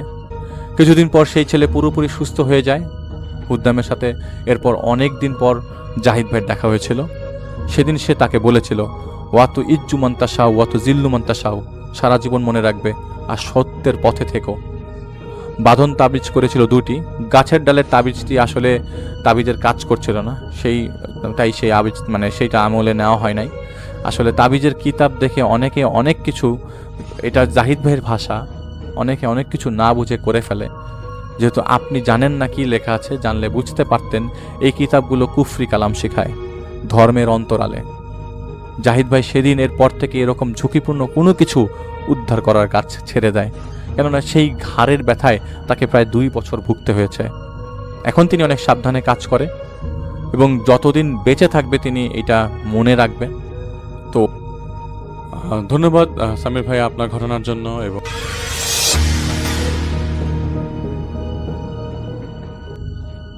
হ্যালো লিসনার, আসসালামু আলাইকুম। আজকে আমি নাহিদ আছি আপনাদের সাথে। আর আজকে যে ঘটনাটি আপনাদের সাথে শেয়ার করতে চাচ্ছি এটি একটি কবরস্থান কেন্দ্রিক ঘটনা। সরাসরি ঘটনায় চলে যাচ্ছি। এই ঘটনাটি বরিশাল জেলার একটা কোনো প্রত্যন্ত গ্রামে আর কি এই ঘটনাটি ঘটেছিল, আজ থেকে প্রায় 20 বছর আগে। তখন গ্রামের পরিবেশ তখন মোটামুটি শান্তই ছিল। আধুনিক এখন যেরকম আধুনিক দিক চলে আসছে, তখন আজ থেকে প্রায় 20 বছর আগে তো তখন মোবাইল ফোন ছিল না, খুব বেশি কমই মানুষ হাতে মোবাইল ফোন চালাতো। রাস্তাঘাটে লাইটও ছিল না তেমন। সন্ধ্যাবেলা নামলেই পুরনো গ্রামের রাস্তাঘাট, তখন তো একটু জঙ্গল টঙ্গল ছিল আর কি সেই সময়কার আর কি ঘটনাটি। এই ঘটনাটি ঘটে রায়হান নামে একটি ছেলের সাথে। রায়হানের ভাই আমার সাথে এই ঘটনাটি শেয়ার করছে, সেই সুবাদে আর কি আপনাদের সাথে ঘটনাটি শেয়ার করা। রায়হান ছিল বরিশাল জেলার আর কি ছেলে। সে বলছে যে ওর রায়হান ভাইয়া নাকি 9-এ পড়তো সে সময়। আর যে স্যারের কাছে সে প্রাইভেট পড়তো, সে স্যারের বাসা তার বাসার থেকে একটু দূরে, সেজন্য সে একটু দূরে। আবার ওই স্যার নাকি ভোরের আগে প্রাইভেট পড়াইতো, আর তার কোনো ব্যাচ ফাঁকা ছিল না দেখে আর কি ভোরের মাঝামাঝি, ভোরের পরে আর কি ফজরের নামাজের পরে তাকে প্রাইভেট পড়াতো। তো সেই জন্য ফজরের আজানের আগে তাকে বাসার থেকে বাইর হইতে হইতো। যে রাস্তা দিয়ে সে রায়ান যাইতো আর কি প্রাইভেট পড়তে, ওই রাস্তা দিয়ে যখন রাস্তাটা দিয়ে যায়, সেই রাস্তাটা ছিল কাঁচা রাস্তা। আর এই রাস্তার দুপাশে ছিল, এক পাশে ছিল রাস্তা যখন মাঝামাঝি চলে যায়, ছাড়ের বাসা যাওয়ার রাস্তাটা আর বাসার থেকে যাইতে যেহেতু দূর লাগে, তার মাঝামাঝি সময়ে এক পাশে কবরস্থান, পুরো একটা বড় একটা কবরস্থান, আর এক পাশে একটা ঘন বাঁধঝাড় অনেক বড়। সেই বাঁধঝাড়ের কবরস্থান এবং বাঁধঝাড়ের মাঝখান দিয়ে আর কি যাইতে হইতো আর কি রাত্রিকালীন সময়, সকালবেলা। আর এই কবরস্থানের একটা কাহিনী আছে আবার। এই কবরস্থানে নাকি রাত্রিকালীন সময় হলে কেউ ওইখানে একটা সাদা কাপড় পরা লোক দেখতো, এবং একা যদি যাইতো কেউ। আর রাত্রিকালীন সকাল ভোরের সময় আর কি কেউ নাকি কান্নার আওয়াজ ভেসে আসছিল, এরকম শুনতো আর কি। সো পরবর্তীতে যখন রায়হান এই বিষয়গুলো শোনার পরে ও বলে যে ভূত বলতে কিছু নেই, মানুষের ভয়েই হলো ভূত, এভাবে বলে রায়হান। সে এগুলোকে কোনোভাবে প্রাধান্য দিত না। প্রতিদিনের মতো এক শীতের সকালে রায়হান বের হলো। চারদিকে তখনও কুয়াশা, এত ঘন কুয়াশা যে 5 হাত দূর থেকে যে কোনো কিছু দেখবে সেটাও আর কি সে দেখতে পাইতো না। খুব শব্দ দেখতে পাইতো না। বাঁধঝাড়ের ভেতরে যখনই সে প্রবেশ করছে, তখনই নাকি একটা খড়খড়ানি আওয়াজ শুনতে পাইতেছে। প্রথমে ভাবলো যে হয়তো বিড়াল বা শিয়াল, তাই সে গুরুত্ব দিল না। কিন্তু হঠাৎ একটু যেতেই নাকি শব্দটা আরও জোরালো আর কি, একটু বেড়ে গেল ধীরে ধীরে। যখনই পিছনে হাঁটতে মানে পিছন থেকে যখন এরকম আওয়াজ দেখতে পেল, সেই পিছনে রায়হান পিছনে না তাকিয়ে রায়হান একার পিছনে একটু দূরে যে একটু মানে পিছনের দিকে তাকানোর পর দেখতে পেল যে কেউ নাই। আবার হাঁটতে শুরু করলো। খড় খড় খড় শব্দটা আরও কাছে, মানে বুঝতেছে যে খড়খড় মানে আওয়াজটা তার কাছেই আর কি ঘেঁষে আসতেছে। তার বুকের ভেতরটা ধকধক করতেছে। হঠাৎ রায়হান ভাবলো যে এত ঘন কুয়াশায় কে এরকম করে যাচ্ছে, বা এরকম ভয় তো একটা লাগারই কথা। মানে এত পরিমাণে সে একটু ভয় পেয়ে গেল যে এত পরিমাণে ঠান্ডার মধ্যেও তার শরীরটা ঘেমে গেছে, কপাল একদম ঘেমে গেছে। সে দ্রুত হাঁটতে লাগলো, কিন্তু দ্রুত হাঁটতে শব্দটাও আরও দ্রুত এগিয়ে আসতে থাকে। হঠাৎ করে কবরস্থানের যখনই মানে কবরস্থান থেকেও ভেসে আসতেছে ভেসে এলো একটা মেয়েলি কণ্ঠ, মানে মেয়ে মানুষের একটা কণ্ঠ ভেসে আসলো যে এই ছেলে রায়হান থেমে গেল। যখনই এই ছেলে বলছে, রায়হান সাথে সাথে থেমে গেছিল। চারদিকে কুয়াশা আর নিস্তব্ধতার আবার সেই কণ্ঠ ভেসে আসছে, এই ছেলে একটু দাঁড়াও। যখনই গলাটা এত দারুণ ছিল যে রায়হানের বুক কেঁপে উঠল। সে সাহস করে কবরস্থানের দিকে তাকালো। কুয়াশার ভেতরে একটা সাদা অবয়ব দেখতে পেল, দাঁড়িয়ে আছে। মাথায় কিছু লম্বা চুল মাটির দিকে তাকিয়ে ঝুঁকে আছে। রায়হান ভয়ে দৌড় দিতে যাবে, ঠিক তখনই অবয়বটা ধীরে ধীরে মাথাটা তুলল। তার সেই মুখ দেখেই রায়হান গলার শুকিয়ে গেল।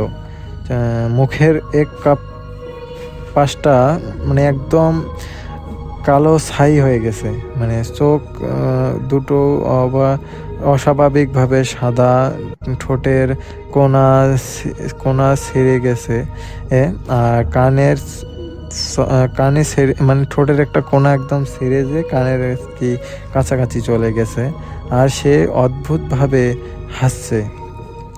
রায়হান দৌড় দিল। পিছন থেকেও তখনও ভেসে আসছে সেই কণ্ঠ, থামো, আমাকে রেখে যাইও না। রায়হান প্রাণপণ দৌড়াতে লাগলো, কিন্তু সে ভাবতে লাগলো যে হয়তো এখানে থেকে বাঁচতে হলে অবশ্যই দৌড়াতে হবে। মানুষে দৌড়াতে দৌড়াতে দেখতে পেল যে একটি বুড়ো লোক দাঁড়িয়ে আছে। মানে সে যে দৌড়াচ্ছে, মানে দৌড়ে আবার দেখতে পেল যে সে এক জায়গাতেই বারবার দৌড়াদৌড়ি করতেছে আর আসতেছে, ওই বাঁশঝাড়ের আর কবরস্থানের আসতেছে। পরে সে হাঁপাতে লাগলো। কি তখনই একটা বুড়া লোককে দেখতে পেয়ে দাঁড়িয়ে আছে, হাতে লাঠি। লোকটা কর্কশ গলায় বলল, পেছনে তাকাবি না, যা দেখিস কোনো শব্দ করবি না, যাই দেখিস না কেন কোনো শব্দ করবি না। রায়হান কাঁপতে কাঁপতে বলল, চাচা ওটা কে? লোকটা ধীরে ধীরে বলল, 20 বছর আগে ওই কবরস্থানে পাশেই এক মেয়েকে হত্যা করা হয়েছিল। বিয়ের রাতে তাকে জীবন্ত পুড়িয়ে মেরে ফেলছে কিছু মানুষ। তারপর থেকে ভোরের বেলা সেই কাউকে একা গেলে ডাকতে থাকে। ওই কথা শুনেই রায়হানের বুক ঠান্ডা হয়ে গেল। হঠাৎ পেছনে থেকে আবার সেই গলা ভেসে এলো, ওই বুড়ো, আবার মানুষকে বাঁচাচ্ছিস? রায়হান বুঝতে পেল জিনিসটা একদম কাছেই। লোকটার সঙ্গে লাঠিটা উঁচু করে কিছু পড়তে লাগলো। তখনই মানে যখনই ওই বুড়োটা আর কি কিছু পড়তেছে লাঠিটা উঁচা করে, তখনই আশপাশের বাতাস খুব ঠান্ডা হয়ে গেল। বাঁশঝাড় সব বাঁশ একসাথে কাঁপতে লাগলো। কুকুরের কান্নার শব্দ চারদিকে ভেসে আসতে লাগলো। রায়হান সাহস না করে মাথা নিচু করে দাঁড়িয়ে রইল। তারপর হঠাৎ সে অনুভব করলো কেউ যেন তার কানের কাছে মুখ এনে ফিসফিস করে বলছে, তুই আমাকে ছেড়ে চলে যাবি। গলাটা এত কাছে ছিল যে সে ঠান্ডা নিঃশ্বাস অনুভব করতে পারছিল। রায়হানের পুরো শরীরের অবশ হয়ে গেল। সে চোখ বন্ধ করে কালেমা পড়তে লাগলো। কয়েক সেকেন্ডের পর শব্দ থেমে গেল। চারপাশে একদম নিস্তব্ধ। রায়হান ধীরে ধীরে চোখ খুলে দেখে যে বুড়ো লোকটাও নাই, লোকটা লাঠিটাও নেই, শুধু সে একা দাঁড়িয়ে আছে কবরস্থানের সামনে। কিছুক্ষণেই দূরে ফজরের আজান ভেসে এলো। সে এক মুহূর্ত সেখানে দাঁড়িয়ে আর অপেক্ষা করলো না। প্রাণপণ দৌড়ে ছাড়ের বাড়ির দিকে দৌড়ে পৌঁছে গেল। সেখানে গিয়েই অজ্ঞান হয়ে গেছিল রায়হান। গ্রামের মানুষ তাকে অসুস্থভাবে অসুস্থ হয়ে গেছে দেখে এরপর ভয়ঙ্কর কথা শুনতে পেল। মানে ওখানকার যারা ছিল বা আশেপাশে তারা আরও কিছু ভয়ঙ্কর কথা বলে যে বুড়ো লোকটাকে সে রায়হান দেখতে পেয়েছে, এই বুড়ো লোকটা আজ থেকে প্রায় 5 বছর আগেও সে মারা গেছে, আর ও সেই লোকটাকেও দেখতে পায়। আরও ভয়ঙ্কর বিষয় হলো গ্রামের অনেক মানুষ নাকি ভোরবেলা ওই কবরস্থানের পাশে সাদা কাপড় পরা এক মেয়েকে ওখানে দাঁড়িয়ে থাকতে দেখে। তারপর থেকে রায়হান আর কোনোদিনও ভোরের একা প্রাইভেটে যেতে যায়নি। গ্রামের মানুষও আজ পর্যন্ত সেই রাস্তা দিয়ে ফজরের আগে একা পার হয় না, কারণ ওইখানে নাকি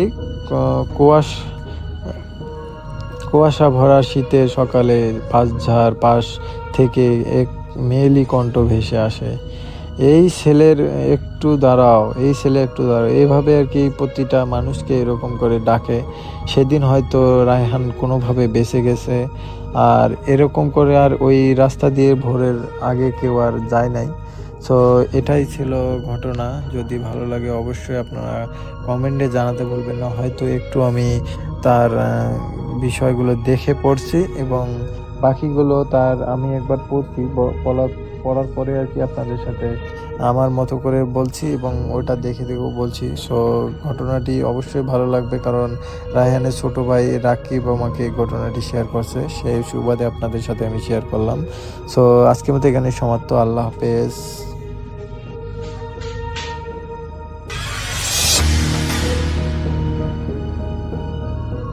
ভাইয়া আসসালামু আলাইকুম। ওয়ালাইকুম আসসালাম। আমি সজীব, রাজবাড়ী জেলার কাজীবাধা থেকে। আমি প্রতি বছর শীতের শেষে পাবনার ঈশ্বরদীর পাকশি ফুরফুরার দরবারে 3 দিনের একটা মাহফিলে যাই। 2017 সালে দরবারে আমার সাথে এক চাচার পরিচয় হয়। তার বাড়ি কুষ্টিয়ার মিরপুর থানায়। তার কাছ থেকে আমি একটা ঘটনা শুনেছিলাম।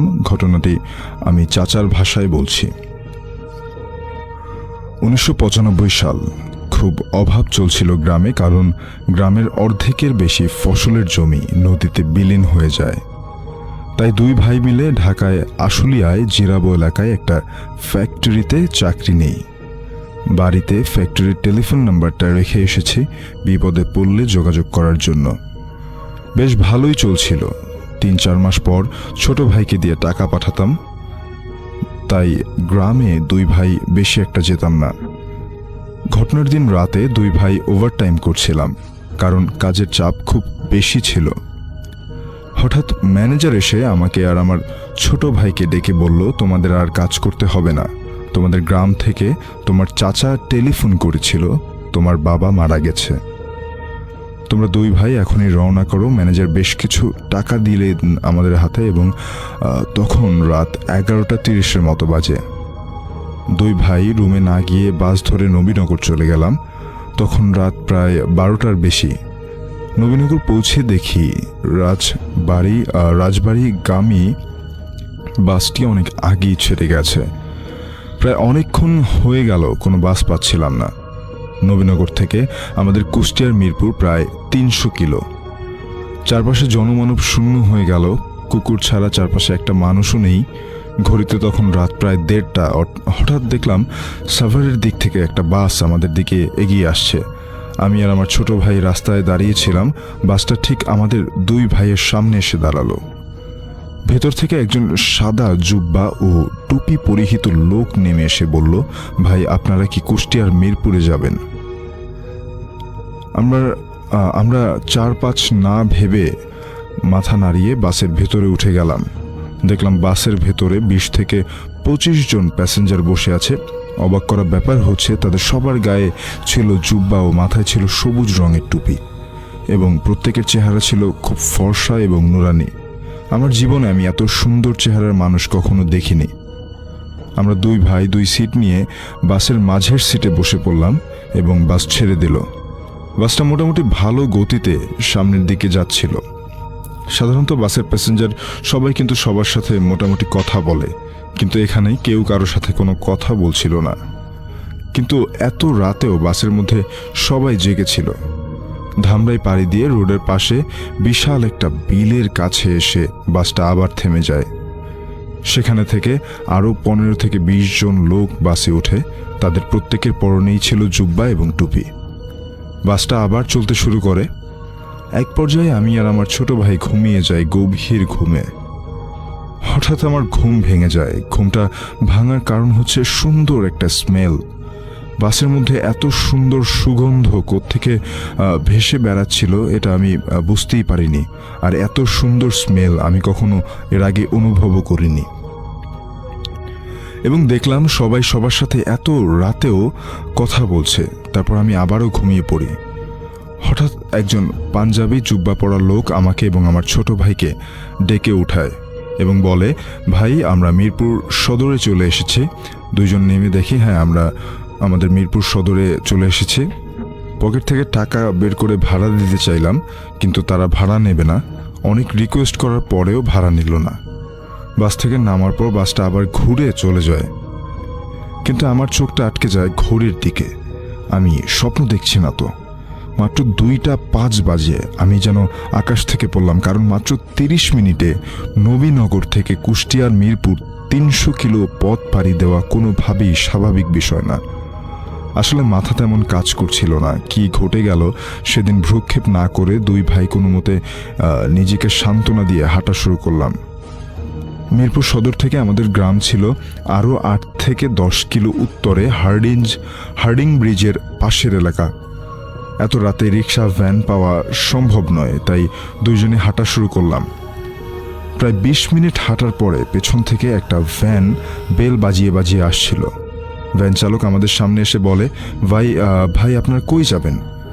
এত রাতে কোত্থেকে এলেন?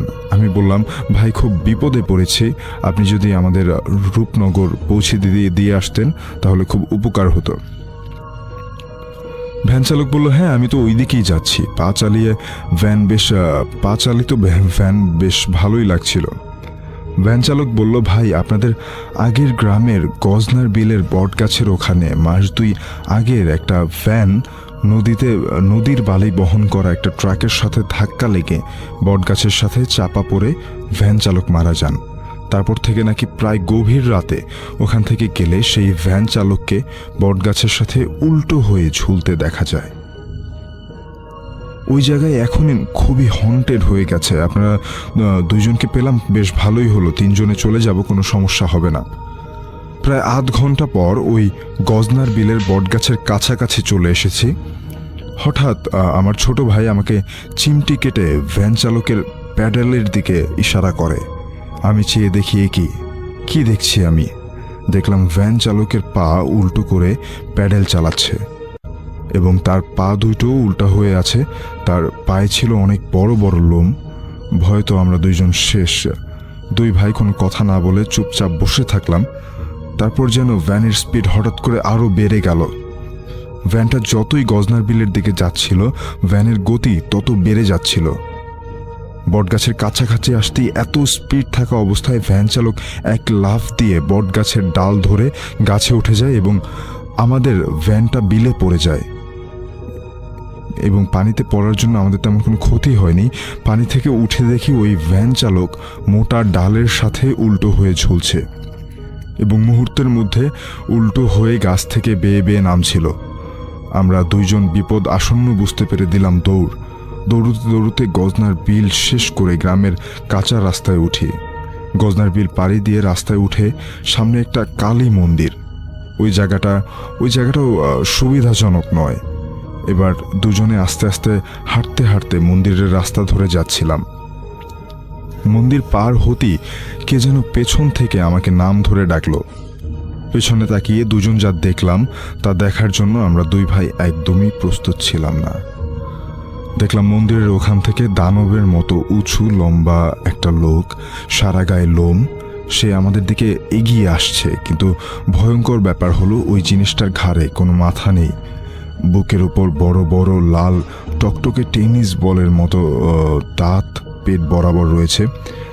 এটা দেখে দুই ভাই দৌড়তে দৌড়তে এসে কোনো কিছুর সাথে ধাক্কা লেগে আমি পড়ে যাই। তারপর কি ঘটেছিল আমার আর কিছু মনে নেই। সকালে জ্ঞান ফিরে নিজেকে আবিষ্কার করলাম আমাদের বাড়িতে। দেখলাম অনেক লোকের ভিড় আমাদের বাড়িতে। তারপর আবার দ্বিতীয়বারের মতো অজ্ঞান হয়ে গেলাম, কারণ আমি মাথা রেখে বাবার কোলে শুয়েছিলাম। তাকিয়ে দেখলাম বাবা আমাদের দিকে তাকিয়ে হাসছে। আবার জ্ঞান ফিরে আসলে আমার ছোট ভাই বলে বাবা মারা যায়নি, আর বাড়ি থেকে কেউ নাকি ফ্যাক্টরিতে টেলিফোনও করেনি। আমি চিন্তা করলাম ফ্যাক্টরির ম্যানেজার হয়তো আমাদের সাথে মজা করেছে, অনেকদিন বাড়ি আসি না তাই। পরে শুনতে পেলাম ওই গলা কাটা জিনকে দেখে আমরা দুই ভাই যখন দৌড়চ্ছিলাম তখন আমার ছোট ভাই অনেকটা এগিয়ে গিয়েছিল আমার থেকে, কিন্তু আমি গাছের সাথে ধাক্কা লেগে পড়ে যাই। আমার ছোট ভাই প্রায় বাড়ির কাছে এসে আমাকে না পেয়ে বাড়ির থেকে বাবা, কাকা এবং আরও কয়েকজনকে নিয়ে আমাকে খুঁজতে বের হয়। আমাকে খুঁজতে খুঁজতে পাওয়া গেল সেই গজনার বিলের বটগাছের গোড়ায়। কিন্তু আমি গজনার বিলের বটগাছের কাছে কিভাবে এলাম এবং গজনার বিলের বটগাছের ওখানে সত্যি ট্রাকের সাথে ভ্যানের একটা অ্যাক্সিডেন্ট হয় এবং ভ্যান চালক সেখানে মারা যায়। এবং তারপর থেকেই নাকি ওই ভ্যান চালককে বিভিন্ন রূপে দেখেছে এবং ভয়ও পেয়েছে অনেকেই। বেশ কয়েকদিন ছুটি কাটিয়ে ঢাকায় চলে আসি। এসে ম্যানেজারকে আমি প্রশ্ন করলাম যে এই বিষয়ে তিনি কেন মজা করলেন। ম্যানেজার বলল, ভাই তোমাদের সাথে আমি কি এমন মজা করলাম? তখন বললাম, সেদিন রাত্রে আপনি যে বললেন না আমাদের বাবা মারা গেছে, আমাদের 2000 টাকা দিয়ে পাঠিয়ে দিলেন। তখন ম্যানেজার বলল, আরে বোকা, আমি তো প্রতিদিন রাত 8টার পর তোমাদের কাজ বুঝিয়ে দিয়ে চলে যাই, তো কি বলো তোমরা? তখন চিন্তা করলাম, হ্যাঁ তাই তো, ম্যানেজার তো ওভারটাইম করে না, কেননা তার বেতন ফিক্সড। কিন্তু সেদিন রাতে কে বলল তোমার বাবা মারা গেছে? আর পথে এমন ধরনের সব অস্বাভাবিক ঘটনা, আর কেই বা দিয়েছিল ম্যানেজার রূপ করে সেই 2000 টাকা? এই ঘটনা আমার জীবনের স্মৃতির পাতায় সারা জীবন রয়ে যাবে। অনেকে হয়তো ঘটনাটা শুনে বিশ্বাস করতে পারছেন না। সত্যি বলছি, যিনি ঘটনাটা বলেছেন তিনি বলেছেন যে এমন অন্ধকার রাত যেন কারো জীবনে আর না আসে। ভাইয়া, এটাই ছিল ঘটনা। পড়ে শোনালে খুশি হব। ফিয়ামানিল্লাহ। অনেক ধন্যবাদ সজীব ভাইকে তার ঘটনাটা পাঠানোর জন্য। এবং আমার কাছে মনে হলো যে ঘটনাটি যথার্থই সত্য হতেই পারে, তাই না?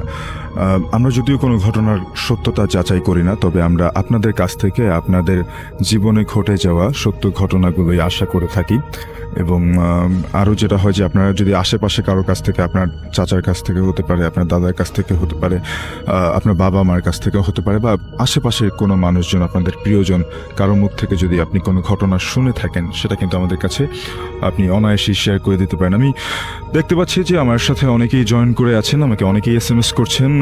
রয়েছেন আরিয়ান, রয়েছেন মেহেদি বলছেন নারায়ণগঞ্জ থেকে। তাবাসসুম বলছেন আমার রুমের লাইট একদম বন্ধ এবং রুমে হালকা ছোপ ছোপ আলো পড়ছে, আশেপাশে কুকুরের ডাক শোনা যাচ্ছে, মানে পুরোই ভৌতিক পরিবেশ।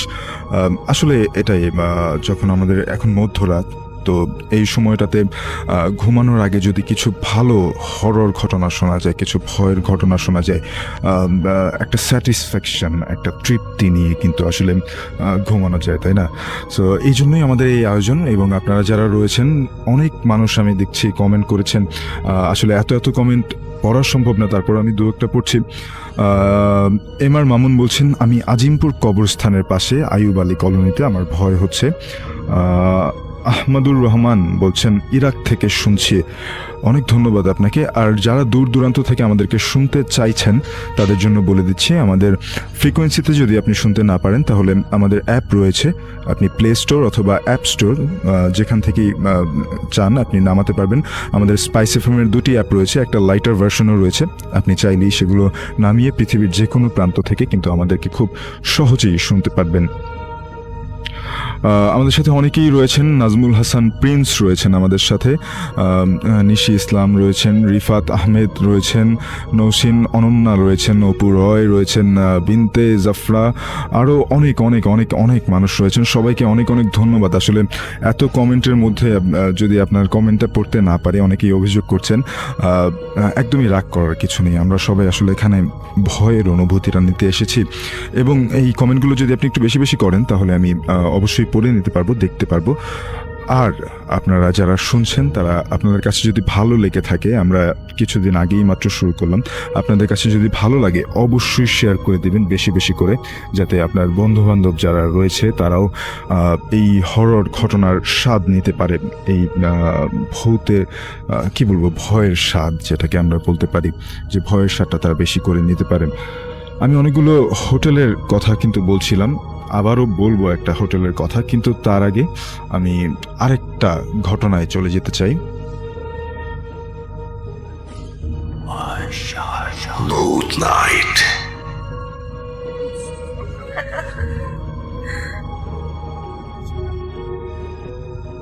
আমি দীপক, আগে ঢাকায় থাকতাম, বর্তমানে সিলেটের একটা ব্যাংকে কর্মরত আছি। আজকে আপনাদের সাথে যে ঘটনাটা শেয়ার করব তা আমার নিজের চোখে দেখা। আমি তখন ক্লাস 4-এ পড়ি, থাকতাম তেজগাঁও রেলওয়ে কলোনিতে। স্কুল থেকে বাসায় এসে খেলাধুলা নিয়ে ব্যস্ত হয়ে পড়তাম। যেদিনের ঘটনা সেদিন বিকেলেও স্কুল থেকে এসে খেলতে লাগলাম।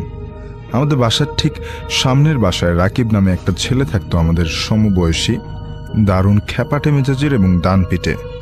আমরা সবাই তাকে একটু ভয় করতাম। সে যাই হোক, সেদিন আমরা ক্রিকেট খেলছিলাম। রাকিবদের বাড়ির সামনে একটা মাঠের মতো ছোট জায়গা আছে, বেশি বড় জায়গা না, কিন্তু আমাদের মতো বাচ্চাদের জন্য যথেষ্ট। তার ঠিক বাম পাশে একটা বিরাট বড় বেল গাছ। সেই গাছে অনেক বড় বড় বেল ধরতো, তবে কেন জানি না কেউ সেই গাছের বেল খেত না। এমনকি আমরা ছোটরাও এড়িয়ে চলতাম গাছটিকে। আম্মু আব্বুরাও নিষেধ করতেন ওই গাছের আশেপাশে যেতে। যাই হোক, আমাদের মাঝে একটা ছেলে ছিল একটু বড় শরীরের মানে আমাদের সাথে একই ক্লাসে পড়ে, কিন্তু দেখতে আমাদের চেয়ে বড়। সে হঠাৎ করে একটা শট দিল এবং বল ওই বেল গাছের দিকে মারল। আমরা সবাই চেয়ে দেখলাম বলটা সোজা গিয়ে বেল গাছের একটু ঘন জায়গায় পড়ল এবং নিচে পড়ার আর কোনো আওয়াজ হলো না, অর্থাৎ বলটা আটকে গেল আর কি। আমাদের মধ্যে হুলস্থুল পড়ে গেল। এবার বল পারবে কে? কেউ রাজি হলো না আশেপাশে যাবার। হঠাৎ রাকিব এগিয়ে এলো এবং বলল সে গাছে উঠবে। আমরা না করলাম সবাই, কিন্তু সে কথা শুনল না এবং এক পর্যায়ে গাছে উঠে বসলো। বেল গাছ সাধারণত একটু উপর থেকে ডাল ছাড়ে, কিন্তু এই গাছে তুলনামূলক নিচ থেকেই ডাল ছিল। রাকিব গাছে উঠে পড়ল দ্রুত। ও একটু লম্বা ছিল আমাদের চেয়ে, বেশি দেরি হলো না তাই উপরে উঠতে। আমরা পায়ে পায়ে এগিয়ে গেলাম সেই গাছের দিকে। বেলগাছটা খুবই ঘন ছিল, এটা না দেখে কেউ বিশ্বাস করবে না যে কতটা ঘন। হঠাৎ উপরে ওঠার পরে আমরা আর রাকিবকে দেখতে পেলাম না। সে উপর থেকে চিৎকার করে জিজ্ঞেস করতে লাগলো যে বলটা কত উপরে পড়েছে। আমরা তাকে দেখতে না পেয়ে বারবার বলতে লাগলাম মাঝ বরাবর পড়েছে মনে হয়। সে প্রায় 4-5 মিনিট খোঁজাখুঁজির পরে বলল যে বল পাচ্ছি না, উপর থেকে নেমে যাই। আমরা বললাম ঠিক আছে। ও নামার সময় হঠাৎ আও করে একটা চেঁচিয়ে উঠলো এবং বলতে লাগলো ওরে ব্যথা পাচ্ছি, আমাকে ছাড়ো, আমাকে ছাড়ো, বাঁচাও বাঁচাও, এভাবে চিৎকার করতে লাগলো। খুব দ্রুত গাছ থেকে নেমে এলো। এরপর যা দেখলাম তাতে আমাদের পিলে চমকে গেল। রাকিবের উরুর পাশে এক খাবলা মাংস নেই। ভাই মিথ্যা বলছি না, কেউ যেন গর্ত করে কেটে নিয়েছে এক মুঠো মাংস। এক নাগারের রক্ত গড়িয়ে গড়িয়ে পড়ছে। রাকিব গাছ থেকে নেমে একবার উপরে তাকিয়ে বাড়ির দিকে দৌড় মারল। আমাদের মধ্যে কয়েকজন ভয় পেয়ে যে যার বাড়িতে ছুটে গেলাম এবং আমিও আরও 2-3 জন রাকিবের পিছন পিছন ওর বাসায় গেলাম। রাকিব ততক্ষণে দরজা থেকে ঢুকে পড়েছে। তার চিৎকার শুনে আঙ্কেল আন্টি বেরিয়ে এলো ভেতর থেকে। তার এই অবস্থা দেখে সবাই ভয় এবং কষ্টে চিৎকারে করে উঠল। রাকিব ঘরে ঢুকিয়ে অজ্ঞান হয়ে পড়ল। দ্রুত আঙ্কেল তাকে নিয়ে ছুটলেন আল রাজি হাসপাতালে। সেখানে নেওয়ার পরে ঘোষণা করা হলো 20 মিনিট পর রাকিব মারা যায় হাসপাতালেই। পরিশেষে রাকিবের মৃত্যুর পরে পুরো এলাকার মানুষ জমে যায় তার বাড়িতে। আন্টি এক নাগারে বিলাপ করে কান্নাকাটি করছিল। আমি জীবনের প্রথম চোখের সামনে মৃত্যু ঘটা দেখলাম। রাকিবকে হাসপাতাল থেকে নিয়ে আসা হয় বাসায়। লাশটা যখন গোসল করানো হয় তখন সবাই বলছিল তার শরীর নাকি খুব দ্রুত ঠান্ডা হয়ে যাচ্ছিল এবং কেমন যেন শক্ত হয়ে যাচ্ছিল। দ্রুত জানাজা শেষে তাকে আজিমপুরি কবর দেওয়া হয় সব মুরব্বীদের পরামর্শে। রাকিবের লাশ জানাজার পরে আর দেখানো হয়নি, যদিও নিয়ম থাকে যে জানাজার পরে মানুষ লাশ দেখতে পারে, কিন্তু তার লাশ দেখানো হয়নি। আমার ছোটবেলায় এর চেয়ে ভয়ঙ্কর কাটানোর কথা আমি কখনো চিন্তাও করিনি। প্রিয় একটি বন্ধুকে হারালাম, তাও এমনভাবে যা স্বপ্নেও আসেনি। সেই বেল গাছটা কেটে ফেলা হয়। গাছটি কাটার পর নাকি প্রায় রাতেই আঙ্কেলদের টিনের চালে কেউ এক নাগারে কিছু একটা দিয়ে বাড়ি দিত, ধাতব কিছু একটা।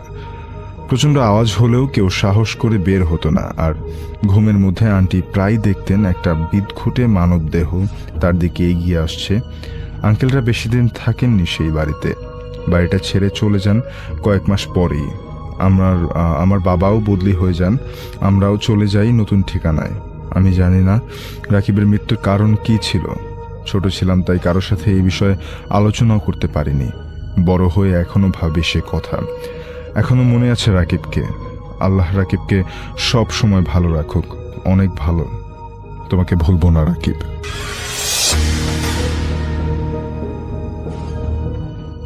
আপনাদের সামনে চলে আসলাম আমি ডক্টর আলিফ এবং আজকের আমাদের অতিথিরা। আমি যে ঘটনাটা এখন শেয়ার করব সেটা হচ্ছে মিরপুরের কোনো একটা ঘটনা, এবং আমি আগেই বলে নিতে চাই মিরপুরের অনেকবারই হন্টেড, কারণ এখানে আগের থেকে নাকি অনেক জায়গাতেই গণকবর দেওয়া হয়েছিল। সেই সব বাড়ির উপরে এখন বিল্ডিং তোলা সারি সারি। এবং ঘটনা শুরু হয় যার ঘটনা আমি শেয়ার করব তার নাম হলো অপসরা। তিনি যখন ক্লাস 7-এ পড়তেন, এক রাতে কে যেন তার বাম পা ধরে খুব জোরে টান দেয় এবং তিনি ঘুমের ঘোরে বুঝতেই পারেন নাই মানে কে জানি কি তার পা ধরে টান দিয়েছে। তো স্বাভাবিকভাবে সে অন্য পা দিয়ে ঠেলে আরেক কাত হয়ে ঘুমিয়ে পড়েন। সকাল উঠে পায়ের মধ্যে অনেক ব্যথা অনুভব করেন এবং মনে করেন গতকাল রাতে কে যেন তার পা ধরে টান দিয়েছিল। যদিও ভেতর থেকে দরজা লক ছিল, তার ভেতরে বাসার ভেতর রুমের ভেতরে কেউ ঢোকার কথা না।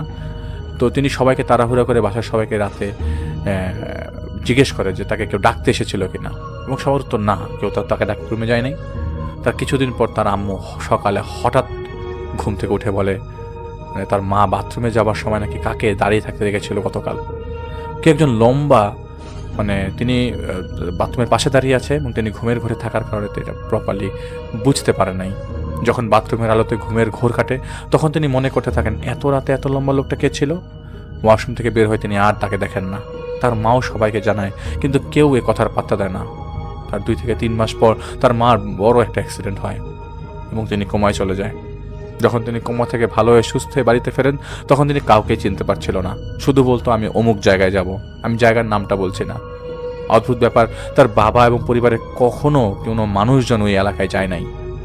এমনকি এমন অবস্থা যে এক সময় গড়ায় যে তাকে বেঁধে রাখা যাচ্ছিল না, তিনি চলেই যাবে সে এলাকাতে। এমন মাঝে মধ্যে দেখা যেত যে পুটলি টুটি বেঁধে রেডি যে সে ওখানে চলে যাবে। বাসায় রাতে যখন সবাই ঘুম থাকতো তখন তার মা চুপি চুপি দরজা খোলার চেষ্টা করতো। তো ওই সময় তাদের পরিবারে অন্য কোনো সদস্য ছিল না যে তার মার হাতে মার খায়নি। তো যে অপসরা আপু ঘটনা বলেছেন তিনিও কয়েকবার খেয়েছেন। আর তার মা যখন মারতো তখন তাদের সবার গালের মধ্যে আঙ্গুলের ছাপ নাকি 7 দিনের মতো থাকতো। এবং তাদের বাসায় যে খালা ছিল সে খালার মানে তার বাসায় একটা খালা থাকতো, সেই খালাও নাকি সে খালার আঙ্গুলে নাকি কামড় দিয়ে বাঁকা করে ফেলেছিল। তার আম্মুর মধ্যে ছিল অন্যরকম একটা শক্তি সেই সময়। যাই হোক, কোনো মতো 1 বছর পার হয়ে যায়, তার মা সুস্থই হচ্ছিল না। তো কোনো একটা কারণে তাদের এই বাসাটা ছেড়ে দিতে হয় এবং নতুন বাসায় উঠতে হয়।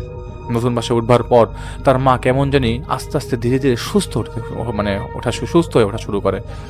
বাসার সবাই তখন খুশি হয়ে যায় যে আরে যাক আলহামদুলিল্লাহ সুস্থ হচ্ছে। তো তার বাসা যেদিন বদলাবে তার ঠিক কিছুদিন আগের কথা, তার রুমের সাথে ছিল একটা ব্যালকনি এবং সে সময় বন্যা হয়েছিল বলে তার বাবা অনেক লাকড়ি কিনে বারান্দায় রেখেছিল, কারণ গ্যাস এবং পানির প্রবলেমও ছিল। তো যাই হোক, রাতের বেলা হঠাৎ তার মনে হচ্ছিল কে যেন লাকড়িগুলো বান্ডেল থেকে সরিয়ে সরিয়ে একটা একটা করে ফ্লোরে রাখছে। তো অপসরা আপু তখন জানালা দিয়ে তাকালো এবং দেখলো সব ঠিক আছে। আর ওনাদের ব্যালকনি ওনার রুমের সাথে লাগানো, কেউ গেলে তিনি দেখবেন সাথে সাথে। তো শোবার সাথে সাথে সেই শব্দ আবার শুরু হয় পাগলের মতো। তিনি এক চিৎকারে তার বাবা মা রুমে চলে যায় এবং বলে তার বাবা এসে সব চেক করে, কিন্তু কিছুই ছিল না। তো নতুন বাসায় ওঠার পর তার মা অনেকটাই সুস্থ হয়ে যায়, কিন্তু আগের কোনো কিছুই তার মনে নাই, সব ভুলে গেছে। এবং ডাক্তারও বলে যে অবস্থা এত খারাপ ছিল, যদি সার্ভাইভ করবে এটাই মিরাকেল। তো অপসরা আপুর যে নতুন বাসাটা উঠেছিল সেইটা অ্যাকচুয়ালি একদম অন্ধকার এবং 2টা বাড়ির মাঝখানে একটা বাড়ি আর কি, যেটাতে কোনো আলো বাতাস নেই। একটা বিল্ডিং হতো আর একটা বিল্ডিং এর দূরত্ব মাত্র 1 হাতের মতো। এতই অন্ধকার ছিল যে দিনের বেলা তো সব লাইট জ্বালিয়ে রাখতে হতো। বাড়িওয়ালারা ছিল 3 ভাই এবং পাশাপাশি বাবার পৈতৃক সম্পত্তিতে তারা পাশাপাশি 3টা বাড়ি করে।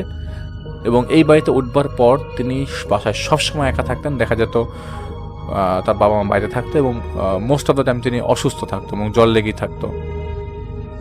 তার ছোট ভাইটা সারাদিন স্কুলে থাকতো এবং তার বাবা মা চাকরি করতো, মা শুরুতে চাকরি করতো এবং ভাইটা কোচিং নিয়ে থাকার কারণে তো বাসায় আসতে লেট করে। তো তিনি থাকতেন একাই। এইদিকে বাসাটা ছিল দিনের বেলা অন্ধকার। তো 1 মাস পর কেটে যায়, তখন রাত 10 থেকে 10:30 হবে। তিনি খুব জ্বর, তার খুব জ্বর ছিল ওই দিন এবং তিনি ঘুম থেকে উঠে ওয়াশরুমে যায় এবং ওয়াশরুমে তিনি ঢুকেছিলেন। তখন তার পরিষ্কার মনে ছিল কিচেনের ফ্যানটা অফ, ওই দিন বাসায় কেউ ছিল না। কিন্তু তিনি যখন ওয়াশরুম থেকে বের হলেন দেখলেন কিচেনের ফ্যানটা খুব জোরে ঘুরছে এবং অস্বাভাবিকভাবে। তখন তার মনে হতে লাগলো তার আম্মু এসে গেছে, মনে হচ্ছে রান্না করছে। তিনি রুমে গিয়ে বলেন আম্মু এক গ্লাস পানি দাও তো, কিন্তু কোনো খবর নাই। কিন্তু কিচেন থেকে পাতিল নাড়াচাড়া করার শব্দ আসছে, কেউ রান্না করছে এবং মেইন গেট লাগানো কিন্তু ফ্যান চলছে। তো উনি বলছে বাসায় তো থাকার কথা, কাহিনী কি? তিনি বাসায় একা, তাহলে কিচেনে কে? তো তাদের বাসায় 5 তলায় তার বাবার একটা বন্ধু থাকতো এবং মাঝে মধ্যে তার বাবা ওইখানে যেত এই টাইমটায়।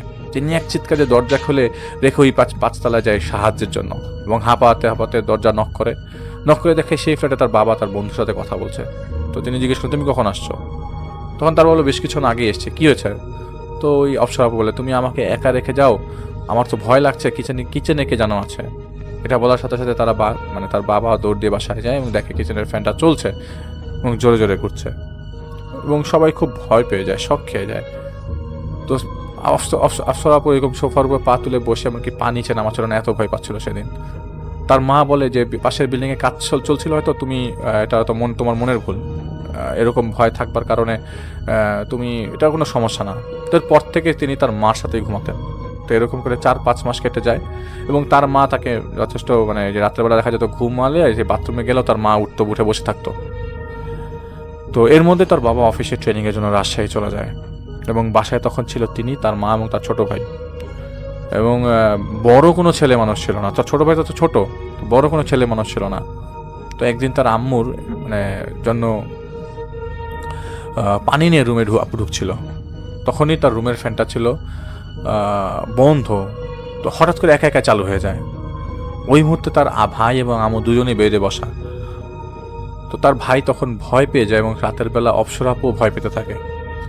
এবং সেদিন রাতের বেলা তার আম্মুর সাথে 2 ভাই বোন ঘুমায় এবং তারা একসাথেই ওই দিন রাতের বেলা প্রত্যক্ষ করে যে কম্পিউটার টেবিলের সামনে একটা চেয়ার ছিল, সেটা হঠাৎ করে হ্যাচকাকে যেন টান দিয়ে নিয়ে গেল এবং শব্দে তার মা এবং তারা সবাই একসাথে দেখে যে চেয়ারের জায়গায় নেই, অন্য জায়গায়।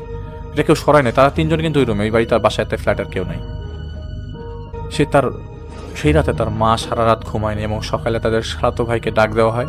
এবং যেহেতু অফসরাপুর বাবাও বাসায় নেই, ওই ভাই যেন তাদের বাসায় শুধুমাত্র রাতের বেলা থাকে, সেই রিকোয়েস্টে সেই খালাতো ভাইকে নিয়ে আসা হয় এবং খালাতো ভাই রাজি হয়। তো যেদিন থাকে পরের দিন আসে এবং রাতের বেলা থাকে। তো পরের দিন সকালবেলা ওই এক রাত থাকার পরে তো ভাই পরের দিন সকালবেলা তাকে জিজ্ঞেস করে, কিন্তু তুই অত রাতে রুমে কি করছিলি রে? ডিম লাইটে বোঝা গেল তোকে ভূতের মতো লাগলো। তিনি বলেন, কি বলো? আমি তো আম্মুর সাথে ঘুমাইছিলাম। এবং অফসরাপুর আম্মু একই কথা বলে যে হ্যাঁ, ও তো আমার সাথে ঘুমিয়েছিল। তো তার ভাই বলে যে আমি ক্লিয়ার দেখলাম, তুই কাহিনী কি? তখন অফসরাপুর আম্মু বলে যে আরে তুই কি বলিস, আমি তো ওয়াশরুমে গেলাম, উঠে বসে থাকি, তুই কি দেখছিস বুঝলাম না। তো তার খালাতো ভাই কিছুক্ষণ চুপ করে থাকার পর বললো, খালা আমি আজকে চলে যাব, আমার কিছু কাজ আছে, রাতে থাকতে পারবো না, আমি ছোট ভাইকে পাঠিয়ে দিব না। তো তার কথা মতো ঠিক 2 দিন পর তার ছোট খালাতো ভাই ওনারই ভাই আসে এবং প্রথম দিন রাতের বেলা থাকার পর ঠিক একইভাবে সকালবেলা বলতে, কিরে কাল রাতে তুই ডিম লাইটের মধ্যে সোফায় বসেছিলি কেন? কি করতেছিলি এত রাতে? এত ডাকলাম, এত জিজ্ঞেস করলাম, কথাই বললি না। আমি তো ভাবলাম না কি, পরে রুমে গিয়ে ঘুমাই গেলাম। তখন তিনি বললেন, মানে অফসর আপু বলেন, কই না তো, আমি তো আমার আম্মুর সাথে ঘুমাইছিলাম। একই অবস্থা। তিনি শোনার পর বাসায় এক মুহূর্তের জন্য থাকলো না, কোনো রকম ফ্রেশে বের হয়ে গেল। তাকে হাজারবার জিজ্ঞেস করা সত্ত্বেও কিছু বললো না এবং এভাবে বেশ কিছুদিন কেটে যায় এবং তাদের বাসা খালিই থাকে। কোনো বড় আর সাহসী মানুষ নাই যে তাদেরকে ওখানে হেল্প করবে বা কিছু একটা। তো দিনে দিনে অফসর আপু আস্তে আস্তে অসুস্থ হতে থাকে আরও বেশি। তো ওই মুহূর্তে গ্রাম থেকে তার নানাকে নিয়ে আসা হয়। তো তার নানা ছিল 5 ওয়াক্ত নামাজি মানুষ। তিনি আসার 2 দিনের মাথায় তাকে সকালে ঘুম থেকে উঠে বলে, এই তুই একটু সাবধানে থাকবি তো।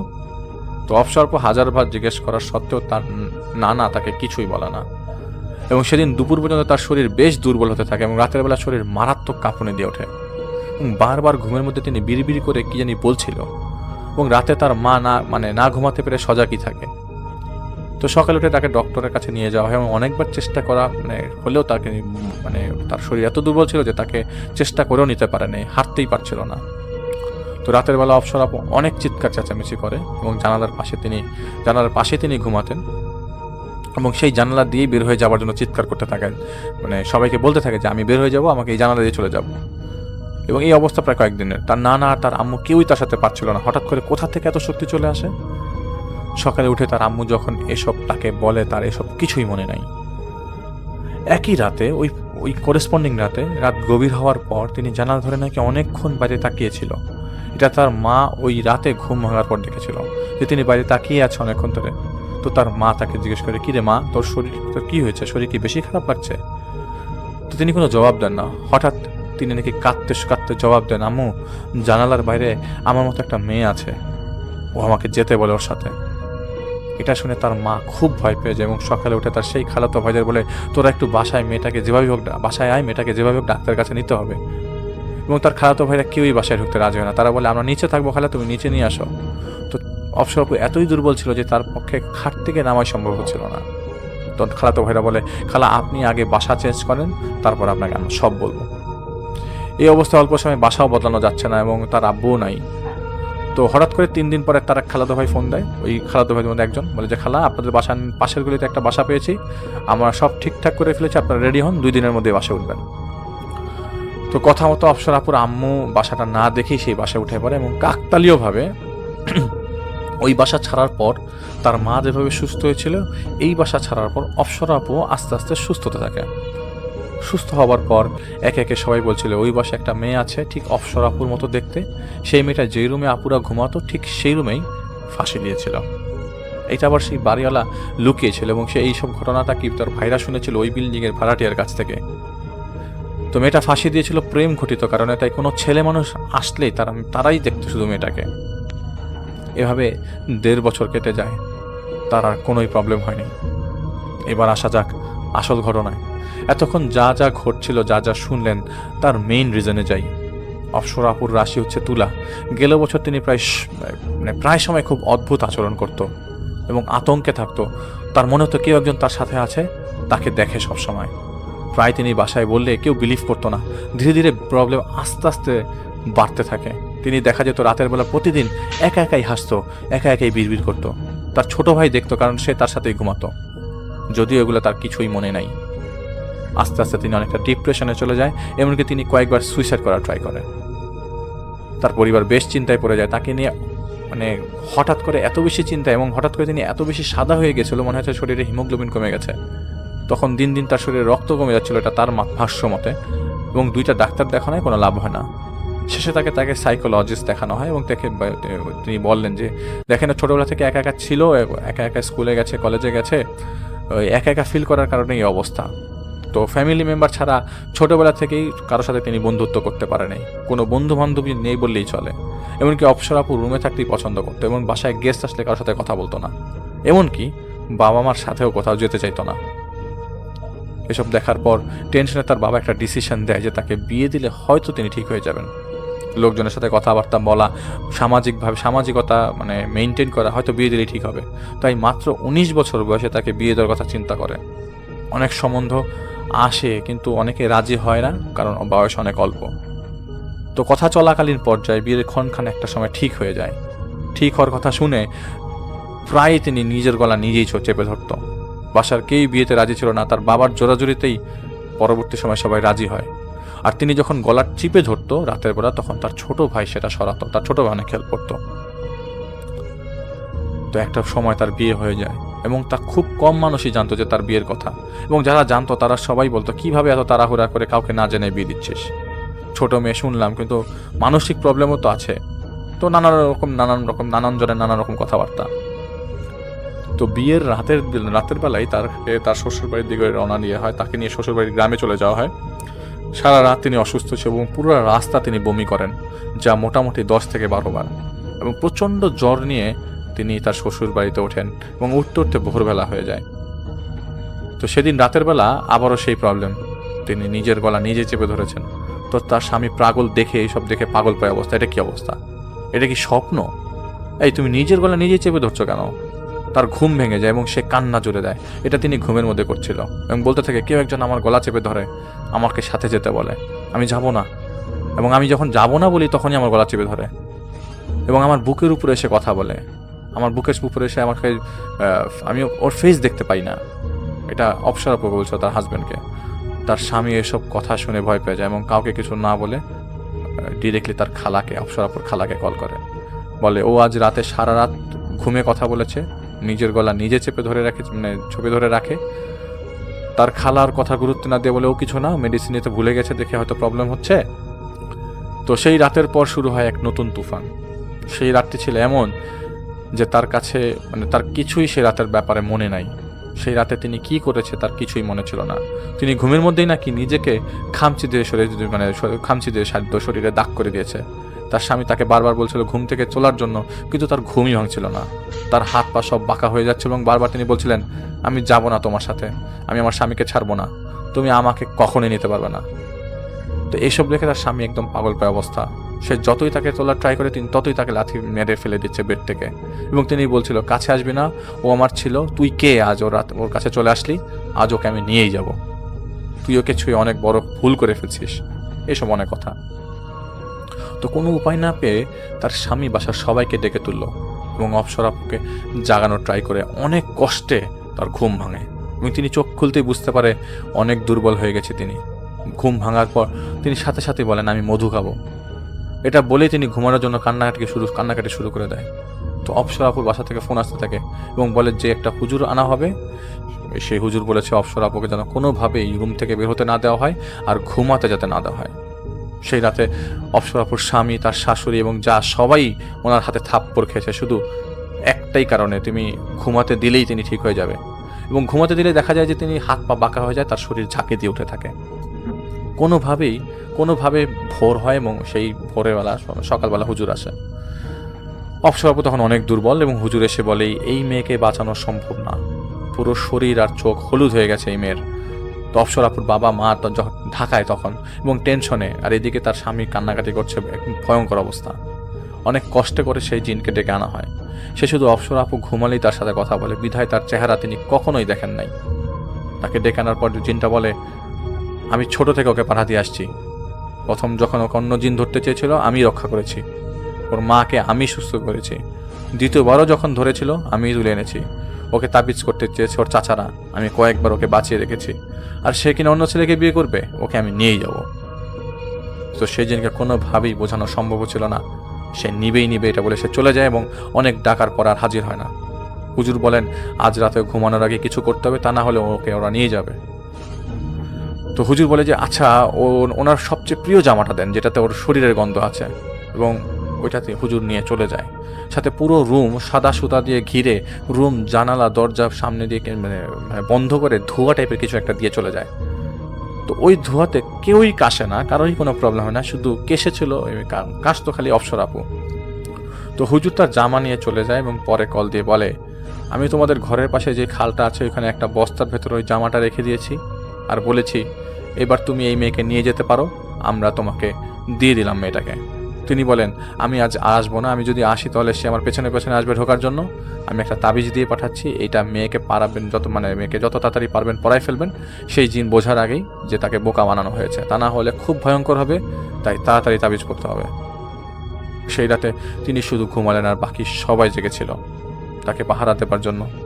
সেই হুজুর রাতে অনেকবার কল দিলেন কোনো প্রবলেম হচ্ছে কিনা, না সেই রাতে আর কিছুই হয়নি। দিন হতেই ঢাকায় ফিরে আসেন অপসর আপু। সেই হুজুর তাদের বাসায়ও আসে এবং একই অবস্থা সাদা সুতা দিয়ে ঘিরে দেয় এবং সেই ধোঁয়া দিল। যারা অপসর আপুর কাছে থাকেন সবাই তাকে আশেপাশে থাকবেন তাদের সবাইকে তাবিজ দেওয়া হলো। তিনি ভালোই ছিল, ডাক্তারের কথা মতো মেডিসিন নিচ্ছিল আর হুজুরের দেওয়া ওষুধ খাচ্ছিল, কারণ তার সাথে সেই জিন থাকার কারণে তার শরীরে অনেক রক্ত কমে গেছে। তার হাত থেকে প্রায় তাবিজটা খুলে যেতে চাইতো, সেটা একবার না হয় কয়েক হাজার বার, এবং সেটা যতই টাইট করে বাঁধা থাকুক না কেন। এক রাতে তিনি স্বপ্ন দেখলেন, সে বলছে আমি যাইনি, আমি আছি তোর সাথে, তোর জীবনে যখন নতুন কেউ আসবে, তোর যখন বাচ্চা হবে, আমি আবার আসব। তিনি ভয় পেতে লাগলেন, ছোট ছোট শব্দ ভয় পেতে লাগলেন, ভয় এমন পেতে লাগলেন এই বুঝি সত্যি কেউ আসলো। সবাই ধরে নিয়েছে এটা তার মেন্টাল প্রবলেম। যে সাফার করে শুধুমাত্র সেই বোঝে তার দিনগুলো কিভাবে যায় এবং কত বাজেভাবে যায়। এমনকি অল্প সাউন্ডও তিনি চিৎকার চেঁচামেচি শুরু করে দিতেন মাঝে মাঝে। তিনি জানেন না ভবিষ্যতে কি হবেন, ভবিষ্যতে কি হতে পারে তার সাথে। ওনার প্রশ্ন একটাই, আসলে কি আসবে সেই জিনটা তাকে নিতে? এটা ছিল তার ঘটনা। থ্যাংক ইউ সো মাচ অপসর আপু আপনার ঘটনার জন্য।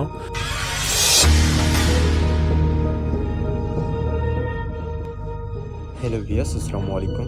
আজকে যে ঘটনাগুলো ছিল সবগুলোই বাছাইকৃত ঘটনা। আপনাদের জন্যই আমি কিন্তু প্রতিনিয়তই এরকম সুন্দর সুন্দর বাছাইকৃত ঘটনাগুলো নিয়ে আসে থাকি। সো আজকে যে ঘটনাটা ছিল প্রথমে, সবগুলোই সুন্দর সুন্দর ঘটনা আপনাদের জন্যই আমি নিয়ে আসছি আজকে। আর এরকম সুন্দর সুন্দর ঘটনা আপনাদের মাঝে নতুন নতুন ঘটনা নিয়ে আসবো এর পরবর্তীতেও। আর আপনারা অবশ্যই জানাতে ভুলবেন না কমেন্টে যে কার ঘটনাটি কীরকম লাগছে। আর এরকম সুন্দর সুন্দর ঘটনা পেতে অবশ্যই আমাদের এই চ্যানেলটিকে সাবস্ক্রাইব করতে ভুলবেন না।